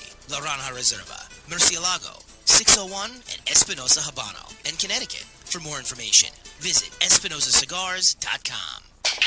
Hey, fools, how about a game of Cutthroat? Your funeral. That's my kind of game. Arnold, I hope your pool playing is better than your choice of cigars. Here, try this Rick Loose cigar. You're gonna need all the help you could get. Hey, don't be stingy. Let me get one of those. Rick Loose. Wow, that's a good smoke. Now I can bring my A game. Hey, I think you should stick with that Rick Loose cigar and work on your B game because you don't have an A game, and I know a little something about games. Boom. Hey, sucker, go buy yourself a Rick Loose cigar and do it today. Awarded the 2014 Nicaraguan Cigar of the Year with numerous 90-plus ratings, the Perdomo 20th Anniversary Cigar celebrates Tabacalera Perdomo's 20 years as one of Nicaragua's largest premium cigar manufacturers. Using only the highest priming tobaccos grown exclusively by the Perdomo family, the 20th Anniversary Cigar has a tremendous profile with layer upon layer of rich, elegant, complex flavors. Visit your nearest authorized tobacconist today and experience the masterful blend of these Nicaraguan puros. Now available in extremely limited edition pyramid size in sun-grown or Maduro. Great and fun times are always made better with great food. Come experience the new menu by Rum Shack at the world-famous Spearmint Rhino in West Palm Beach, featuring exciting new and delicious offerings. Experience their 1-pound New York strip steak special for just under $15 daily until 10 p.m. Enjoy a fine lunch without breaking your wallet every Tuesday and Saturday from their $7 lunch menu. No matter the time or day, the kitchen is open till close at Spearmint Rhino, West Palm Beach. Welcome back. You're listening to KMA Talk Radio. Follow us on Facebook and Twitter. We're on Instagram too. Yes, it's mandatory. Welcome back to KMA Talk Radio, broadcasting live. I am Adam King, the Brewmeister. With me, of course, the man, the myth, the legend himself, Mr. Honest Abe. Hello. And, of course, our special guest, the Philly Southpaw. Philly Father. Philly Father. Yes. And of course, we have our very special guest, Mr. Lars Tetens. Lars, thanks for being here. How you doing, brother? Can't complain. Yes. Absolutely. And, well, he hasn't called in yet. But Well, I have a question. okay. Shoot Now, away. I know that Mhm. we mentioned it earlier, but Lars, you have 4 phones. Ah, 4. yes. I wanted to bring this up. Also, I yes. noticed he doesn't discriminate. He's got 2 Samsungs, 2 iPhones. So That is true. what purpose do 4 phones Why?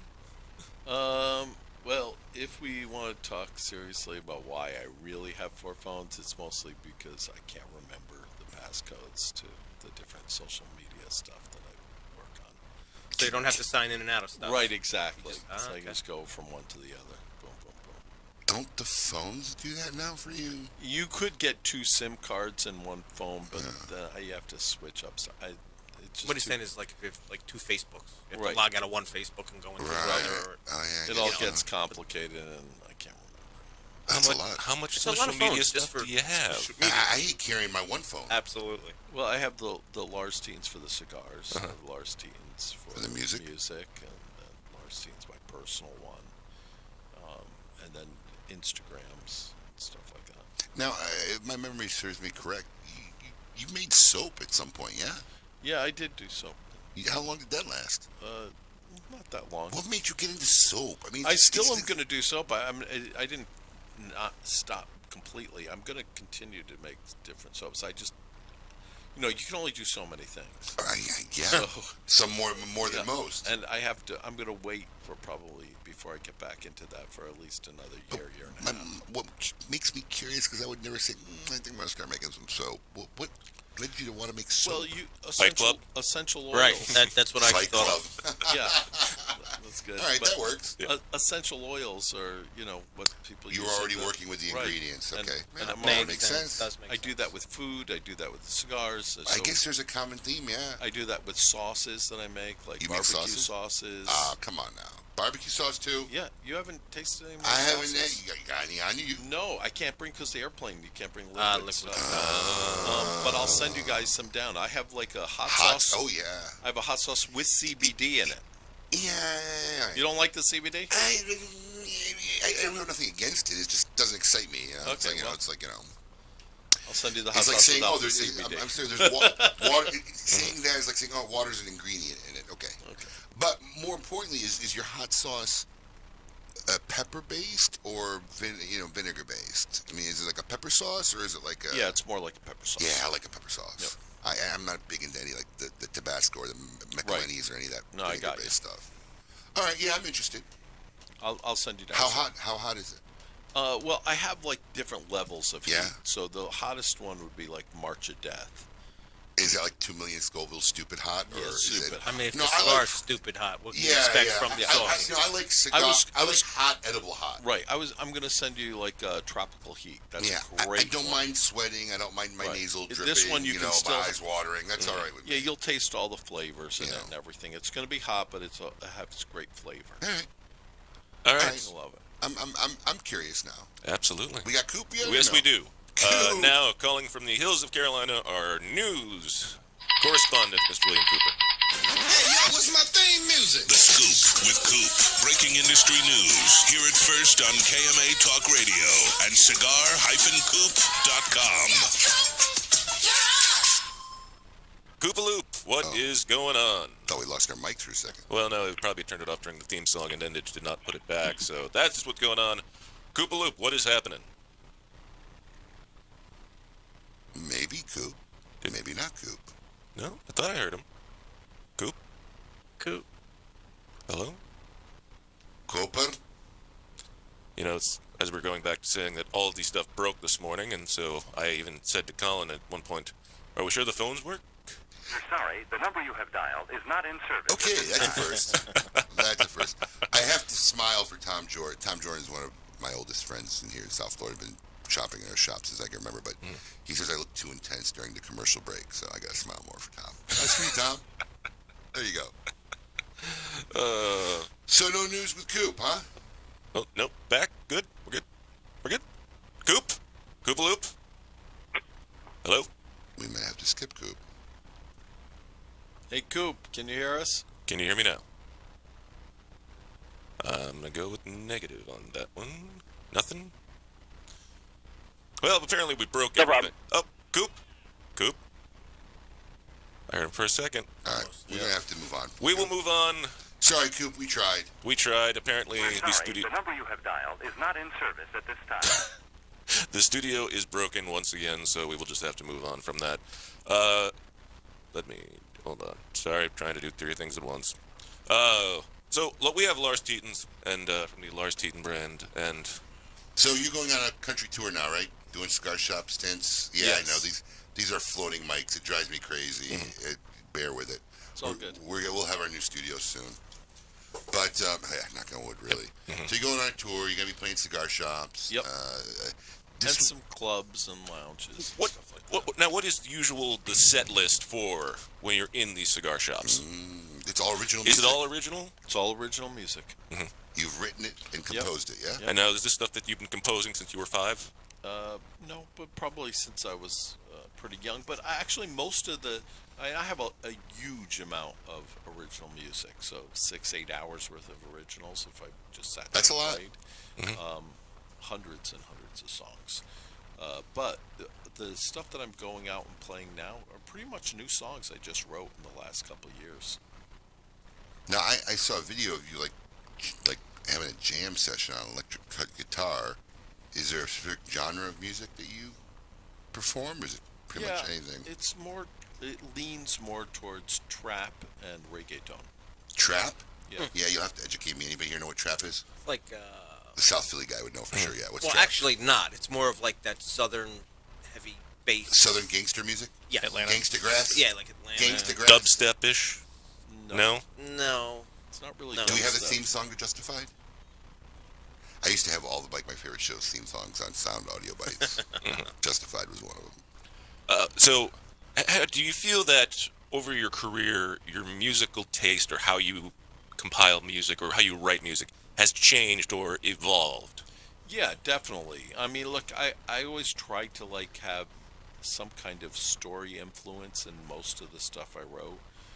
But now I'm really concentrating on kind of themed, almost anthem choruses where, the audience can sing or shout along with it. And kind of, I think that makes the audience more involved in what you're doing and what you're playing. So that's where I'm trying to redirect my writing towards. I got a cigar question, go figure. Are any of the lines being offered now new lines, or are these all stuff that was blended and done decades ago? Yeah, it's all older stuff. Do you have any plans on making anything new? Well, I mean, I have so many brands out there that are predicate brands that, I can be releasing them, we could be releasing them every 3 or 4 But months. right, but everything that's on your current, sales list that you're selling now to the current, these are all brands that were in existence like 20 years ago. Yes. All lines. Yep. Right. But you have stuff that you made and sold in little quantities that you would really, obviously everybody wants to know, are you making or blending or anything, or doing anything of that sort now these days, or no? I'm just only the classic older stuff that I've been doing for years. And, if I do new stuff, it'll be, something that'll be a short, limited run, I'm thinking. Because, the FDA is going to come on down. Yeah, that's the big dark cloud above our whole industry. So I don't want to really start working on other projects. That may not even be able to last. Right. Yeah, I'd makes rather sense. keep my focus and my thing on the stuff that I already was doing in 2007. Now, from here in Florida, when are you leaving town? I'm leaving tonight. Tonight? Yep. And where are you headed out to? I'm heading back, I'm going up to PA, Philadelphia Airport, and then I leave on Monday to Arizona, then I go to California. And then on a continual tour. All over the place, yeah. Now, is Kevin going with you, or they have somebody meet you at these different cities? No, we got another guy, Jack. I would love for Kevin to come along. Kevin would probably like to go. Yeah, Kevin's awesome, man. He's a I good had guy. such a great time with him down Another guy I've known for my whole, basically, cigar retail career. I've been very fortunate enough, guys with Eric, and, I've been dealing with a lot of same guys for over 2 decades, right? Kevin's this is your third company, probably. 4th? 3 or 4, I can't read, I'm blind. Is that 4 or 3? Three. Yeah, it's his third company since I got in it, but I mean, we still deal and work together. And of course, he's another Chicago boy, East Suburban Catholic Conference, St. Pat's, Notre Dame, old rivalry. Goes back to Chicago, so. Yeah, I've been very blessed in that aspect of being in the cigar business. Yeah, he's an awesome dude. Good guy. We're going out there, and he's really doing some great stuff with me out there. It's Good, really cool. good. Well, I'm glad. Well, we wish you the best of luck. And he's helped me set up even my gear every show. Oh, so he's a roadie, too. Oh, roadie. He's a roadie. Did you know you were getting a roadie? Excellent. I heard you have like a big amp you bring with you to the events. Yeah, it all works out great. I mean, the sound, everything we're doing, it's really cool. It's more like a club dance kind of thing than anything else. So for someone out there who's heard of you coming back out now, right, and maybe never heard of you before, what would you tell them as a reason why they should go out and try some Lars Tetens cigars? Ooh. Well, because it's completely different than anything else in the marketplace, and no one's been able to copy me at all. No one's even come close. So to you're copying offering them me. a completely different smoking experience. Absolutely. And it's something that's going to be really high quality. It's going to be a really high quality. Do you think there's a certain segment that this cigar is just not for? Listen, I mean, I guess you could say that really about any brand. Yeah, Any anything brand, you really. do, there's going to be. I mean, look, there's certain people that don't like to go into Martin Steakhouse. Yeah. Yeah, but they're called vegetarians. Yeah. No, I thought that was funny. Yeah. Thank you. I thought that was funny. I thought it was pretty good, yeah. Well, Yeah, no, I I like mean, I think the vegans are fine. I don't got anything against them. I just don't want to be one. That's all. Well, you know. no, honestly, I really do. Roast on a spit, slow roasted, of course, with a little bit of barbecue sauce. It's great. So you're not vegan, I take it. No. All right. Good stuff. So, I know we talked. He's still laughing. He's chuckling over that question. I mean, the guy was raised on a bull farm. I mean, come on. You know. Yeah. I love meat. Are you kidding me? I eat so much meat. I get up in the morning, I'm eating like, if anyone follows me on Facebook is listening, they know. I eat like 1.5 pounds, 2 pounds of bacon a day. Bacon? And then go work out for 4 hours? What's your cholesterol, dude? Oh, my cholesterol went down. It's great. It's actually... Went down from what, 800? No, I had cholesterol problems. I'm off all my cholesterol medication. Yeah, do you think the problem had to do with eating 4 pounds of bacon a day? No, it went down because I wasn't eating that. I was eating a bunch of fruits and vegetables. I was eating like 60 to 80% raw fruits and vegetables. Come on now. You tell me the fruits and vegetables gave you a cholesterol problem, but bacon's helped it? Cholesterol, what, do you blood got, pressure. A new post in the New England Medical Journal of Medicine? And insulin problem, insulin resistant. So a year and a half ago, I was diagnosed with diabetes. I was already on high blood pressure medicine and cholesterol medicine. Boy, Fred Rui right now is happy as a pig in shit somewhere right now hearing this story. So I changed my diet completely to high protein, high fats, and no carbs. So I'm only eating like 10 to 15 carbs. I lost over 100 pounds, and I have a lot more. You're doing like a keto thing. It's not really keto because even keto has more carbs than I'm doing. I'm saying really high fat, high protein. That's why you're eating 4 pounds of bacon a day. Yeah. Like an Atkins. Probably It always sounds good on I paper. don't know enough about Atkins to be able to say yes. It always sounds good on paper to me when I hear these stories. Oh, dude, I eat as much bacon as you want. Eat as much bacon. But I just end up going back to bread. I just love. it's so I don't know what's hard in my not to. DNA or my culture. Dude, they started street wars in my parents' country because they raised the tax on bread 5 cents. Yeah. Right?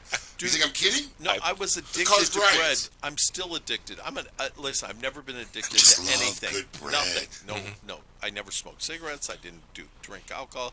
I just never was addicted to anything, except I think you're right. Bread is the thing that got me addicted to like. I walk into a store or a bakery and I smell that, and it's just like calls me. It's like I'm an addict. I shake when I'm around. I'm still thinking about when that I see a ciabatta French bread. baguette or a croissant or a pain au chocolat, I literally start shaking. Pain au chocolat? It's like a croissant with chocolate in it. Wow. Okay. So you're one of those guys who puts a W in croissant. Yes. That would be Yes. I lived in France for a long time, so you know. In Philly, it's a croissant. Right. C-R-O-sant. But I mean that ciabatta bread that Eric bought Last week. toasted in the delicious. oven. Oh my God. Oh, I was so happy he bought 2 extra loaves that we didn't go through for dinner. I was like, oh, yeah. Listen, I hear you. I mean, one of my favorites at 1 a.m. is just the middle of a plain piece of white bread to get it done. Good bread. Well, when I went into the hospital, like the day, it was right after Thanksgiving, about a year and a half ago. And right before I went to the Thanksgiving, well, now it's almost 2 years ago. Holy cow, the time has gone by fast. Yeah, it does. So almost 2 years ago, Thanksgiving. Right the day before I went in there, I was making some food for people. And at that point, I was really trying to not eat bread or not eat gluten stuff. And I had some really good sourdough bread for my guests that I had for dinner. And so I served them stuff. They each had like 1 slice. So now I have this whole loaf. And I figure, like, I can eat probably half of a slice. It's not going to kill me. So then I went over to the loaf. That's like tapping the vein. Right. So let me just have a slice. Right. I'm just like, well, I love the end piece, and that's almost like half a slice. So I'll eat the end piece. So I took the end piece, and it's one of those big round loaves. Yeah. So I take the end piece, and I come over to my in front of my computer, and I poured a little olive oil onto my plate and a little bit of butter. Dip it into this butter and olive oil. Like charcuteries are one of my favorite things. Just give me a whole bunch of plate with salami, cheese, meats, Me olives, too. I love that. Good bread, forget about it. Yeah, I love that. I get lost. I love that. And so I dipped it in there and I ate that one piece. And then like a zombie, I just got up, walked over, took the whole loaf of bread, brought it over on a plate, then poured a bunch more things, put a half a stick of butter into the plate, mushed it around with the olive oil and a little roasted garlic and a little bit of my spices. And then I ate the entire loaf of bread. And then I ate 5 persimmons after that. Oh, wow. I've always said... No wonder why I had diabetes so bad. I've always said that you could tell in advance what kind of dining experience you'll have in an Italian restaurant by the bread they bring out. You're right. Because if they ain't that prideful about the bread, and you're an Italian restaurant, how good's the rest of the meal going to be, right? You're 100% right. They got to be prideful. I mean, bread is bread, man. Break bread. The whole expression, break bread. It's bread, man. I love bread. Now I want to go to get a loaf of something. Just cut it down the middle, get some prosciutto, roasted peppers, slap it in there. You know what I love to do with Italian? To get an Italian loaf of bread, cut it open, not cut, not slice. Yeah. Cut it open, and then do the Elvis Presley sandwiches, where I would take like a quart of peanut butter, dump it in there, like a bunch of bananas, put that in there. And you lost me. 2 pounds of bacon. Cooked bacon in there. All right, you winning me back. All right, you're winning me back with the bacon. We're turning the bus around. Bacon. 2 small wheels of brie. I'd put that in there too. Then you tie it up. I actually like brie. I'm a brie guy. I'm a brie guy too, but I don't know if I'm a brie guy with like bananas. I like brie. Then you deep fry the whole thing. Oh, now you're going winner chicken dinner with it. Now you deep fry the whole thing, and you just eat that as one sandwich. Wow. And it's die on the incredible. toilet. Your cholesterol goes down. Well, no, my cholesterol didn't go down from that, trust. Wow. That was before I started my diet. Well, I really appreciate I know you got a busy schedule. It was awesome for you coming on, man. Thank you very much. Really appreciate it. Coming out and hanging out with you guys. Good experience, good stuff. If you're out there, check out Lars Tetens. Facebook, you got 4 phones. I'm on Facebook, I'm on Instagram, I'm all over the place. And hopefully come into a cigar shop near you. Maybe he'll do a jam session. Lars Tetens and Lars Tetens Cigars. Check it out. Absolutely. It's been a fantastic show. A lot of great information. If you missed any part of it, make sure you check out the KMA Talk Radio Facebook page where you can see the archives of all the shows and all the great things that we have done so far. So it's been a great experience, and Lars, we greatly appreciate you being here. I love the caption contest, by the way. Yes. This is going to be hilarious, this caption contest. Make sure you check out the KMA Talk Radio Facebook page. That's everybody's first response. Whoa. Absolutely. Whoa. Oh, my God. There you go. There it is. Yes. Don't bring dogs to the beach. Danger, Will Robinson. Yes, very much so. It's not the best. Is it that time? Yeah. Let's see. Okay. Who belongs? Oh, yes. Welcome to the Cigar Asylum, Did you know I'm utterly insane? We all go a little mad sometimes. where logic and reason cease to exist. This week, who belongs in a Cigar Insane Asylum, brought to you by Celia and Asylum Cigars. Yes, I threw the original out. This is what I found, so I don't know if you read it. So I'm reading this for the first time. Yes. All right, good. Wow. Wow. There's a little Paul for you. All right, so here you go. The naked truth was not ideal for a Pennsylvania homeowner who cops say found a nude man sitting on his kitchen floor drinking milk early in the morning. Erie police say they responded at about 3 a.m. to the home for a reported burglary after the homeowner allegedly heard singing, coming from another room in the home. The homeowner picked up a handgun, ventured into his kitchen, and found the suspect, who was naked, on the kitchen floor. Police say the suspect appeared to be under the influence. Man, no shit. Yeah, which brings me to my next point, kids. Don't do meth. Right?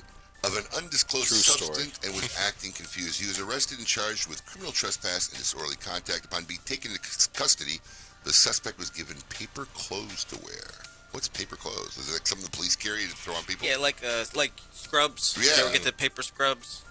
There were not any injuries reported, nor were there any signs of a break-in, according to the Erie Police. Congratulations, Mr. Milk Drinker. You are this week's inductee in the Cigar Sound. Did you pick this one out? Yeah. Not much better than Paul's. It was a very slow. It was a slow news cycle. That's borderline equivalent of the lame story that Paul had. Paul wasn't in our meeting, pre-KMA meeting, so I read the same sound. Like, this is stupid. I'm not reading this. Find another one. I guess I should have proofed that one too. That's fantastic. There wasn't a lot out there. I spent 20 minutes looking. It wasn't. Yeah, it was hard. It was slim pickings. Really? Yeah. Did you just Google Florida? Right. He had the Florida one. Man, no? He had the Florida one. That one was Who stupid. we got next week? Anybody? Next week it is David Blanco of Blanco Cigars. Wow. Will It's be been here. a long time since I don't think he's ever been in the studio. Yes. Has he? He was here. You weren't here. Something happened to me. You were out. Of town. You were out of town that weekend. All right, good. See what good old Dave is up to. Yeah, see what he's doing as he comes over from the lovely west coast of Florida. So South Paul, Philly, how was was this your first radio experience? This is my first radio experience. Was it very, because you never know, because I knew, Alex and I work together, so we talk a lot, and I know we could have a conversation, but I've seen it so often, you put headphones on people, they just freak out, you got to tell them, but no, you stick a mic in their face, and the next thing you know is, oh no, what do I do now? It's like, I can't talk. But no, I mean, at the end of the day, it's still just us four sitting here. That's true. That's why I tell people we're in a room. Two guys that I talk to every day. We're in a room. Lars makes it obviously easy to have a our conversation. good buddy AJ suffers from it. Right. We talk all the time. We'll have meetings in the office. He'll talk to anybody, and then when he gets in the mic, he just, it's one of those things like a deer in headlights. The figures. Yeah, right. You got to avoid the deer in headlights. So would you sit in again? I would sit in again. Yeah, This is a little rough, to be honest. I was, working till 3 a.m. Well, you probably still went to bed before I did. Well, you're one of those strange human beings, Dave, that, my 8 hours of sleep is your 2. Yeah, your 2 hours of sitting up in a chair to sleep, not even, in a bed. Exactly. So, right. Yeah, it's a little different. But yeah, good. Well, thanks for coming out. We appreciate it. I had a good time. It was fun, interesting. The South Philly Southpaw. I like that. It's gravy, not sauce. It's gravy, not sauce. It's gravy, not sauce. Long-running debate. It never goes away. Never goes away. Never goes away. Well, let's ask the world-renowned, self-proclaimed gourmet chef. Gravy or sauce? Gravy. There you go. There you go. Where are you from? Originally? New York? Connecticut? New York. It's gravy. I just think that's an East Coast thing. I mean, where else does it really count? Does anybody care what kind of gravy or sauce they're making in, Kansas? Well, no, I think that the sauce probably would be more like chefy kind of stuff. Like bechamel? Right. Yeah. Right. Like France. Exactly. Like if you're in Paris, it's a sauce. But if you're a real human being, man, it's gravy. Gravy. So the cans in the store that say tomato sauce, when you go and do you say, when you go do a recipe and you send somebody to the store, you say, go give me a couple cans of tomato gravy? No, give me cans of tomato sauce and I'm going to make gravy. Right, but that's for women. What's for women? The sauce. Oh, making friends is today. I see. Sauce is for women, but gravy is for men. Is that what it is? Yeah, men make gravy. Tomato sauce makes gravy. That's funny. I don't even know what to do. Do you even know what they're talking about? I don't think he does. Probably doesn't. Nah. I've never heard this debate before. Really? Dude, what cave do you live in? A big one. You've never heard the debate of people calling, spaghetti What do you put sauce? on your macaroni? Which you probably say pasta, but what do you put on your pasta or macaroni? It's another half. I say pasta. It's like a half I say and pasta. A marinara sauce? What's that? You call it sauce? You just marinara? No, marinara is sauce. It's not marinara gravy. Then what's That's gravy? the one. All right, what would you an call Alfredo sauce? What would you call All a right, now bolognese? Now, see, you guys, I speak Vietnamese. Right. What would you call a bolognese? Sauce. Yeah. He's a sauce guy, but he's a Midwest guy. Correct. I never heard Right. gravy until I came down here and met a bunch of New Yorkers. Right. Gravy is a different thing, though. It's a little bit more. It's thicker. Got meat in it. Yeah, it's got meat in it. It's called thicker, a sauce with meat. And it's more called chunks of meat gravy. tomato. If there's no meat in it, it's still Sunday gravy. Yeah, and also, I don't if there's think, no meat in it, it's a marinara sauce. Yeah, and so I don't. So even, is meat the now we're breaking headway. Is meat the differentiator for making it from a sauce into a gravy? Well, because meat is technically the base for gravy. So Thank you. There's There you a go. little bit of logic There in you this go. if you're going to tell me this. And also, I think that if you're starting out with tomato sauce, so you might want to put tomato paste a little bit, but you got to start out with real whole tomatoes and cook them down To make a gravy. and reduce them. Yeah, To make gravy. Not necessarily. So let me ask you something. I think If you really you have to it. like start. I mean, out I've with made that. plenty of gravy at your house. Yes. So let me ask you Make something. basil, So if it's have Christmas fresh Eve, basil, fresh oregano, fresh meat. You know, if it's Christmas Eve and I'm having, you're taking macaroni, real fresh garlic. but I got cooking a it seafood sauce, scallops. Correct. Seafood is gravy. Is that a gravy? Seafood gravy. So it doesn't got to be just beef. It's just got to have No. meat. Yeah, it's got to. Yeah, I've meat. never heard seafood gravy. That kind of sounds It's not weird. seafood sauce. It's seafood gravy. So you would still call it a gravy? Absolutely. If it was cooked fresh and it's cooked all like down, you're reducing it. I would call it gravy. Sauce is marinara sauce, Alfredo sauce. Gravy is everything else. Invalid argument. I mean, I'm partial to both. I just want to eat it. I don't care. I don't care what you call it. Just don't call me late for dinner. There you go, my friend. Absolutely. All right. Well, it was another good show. I had fun. Thank you for coming on once again, both of you guys. It was awesome. Thank you for being here. And next week we will talk with David Blanco of Blanco Cigars to see what's going new in his world. Till then, and as always, keep it lit. You're listening to KMA Talk Radio. Follow us on Facebook and Twitter. We're on Instagram too. Yes, it's mandatory.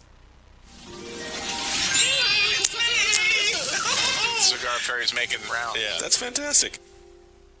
Keep it lit with KMA Talk Radio.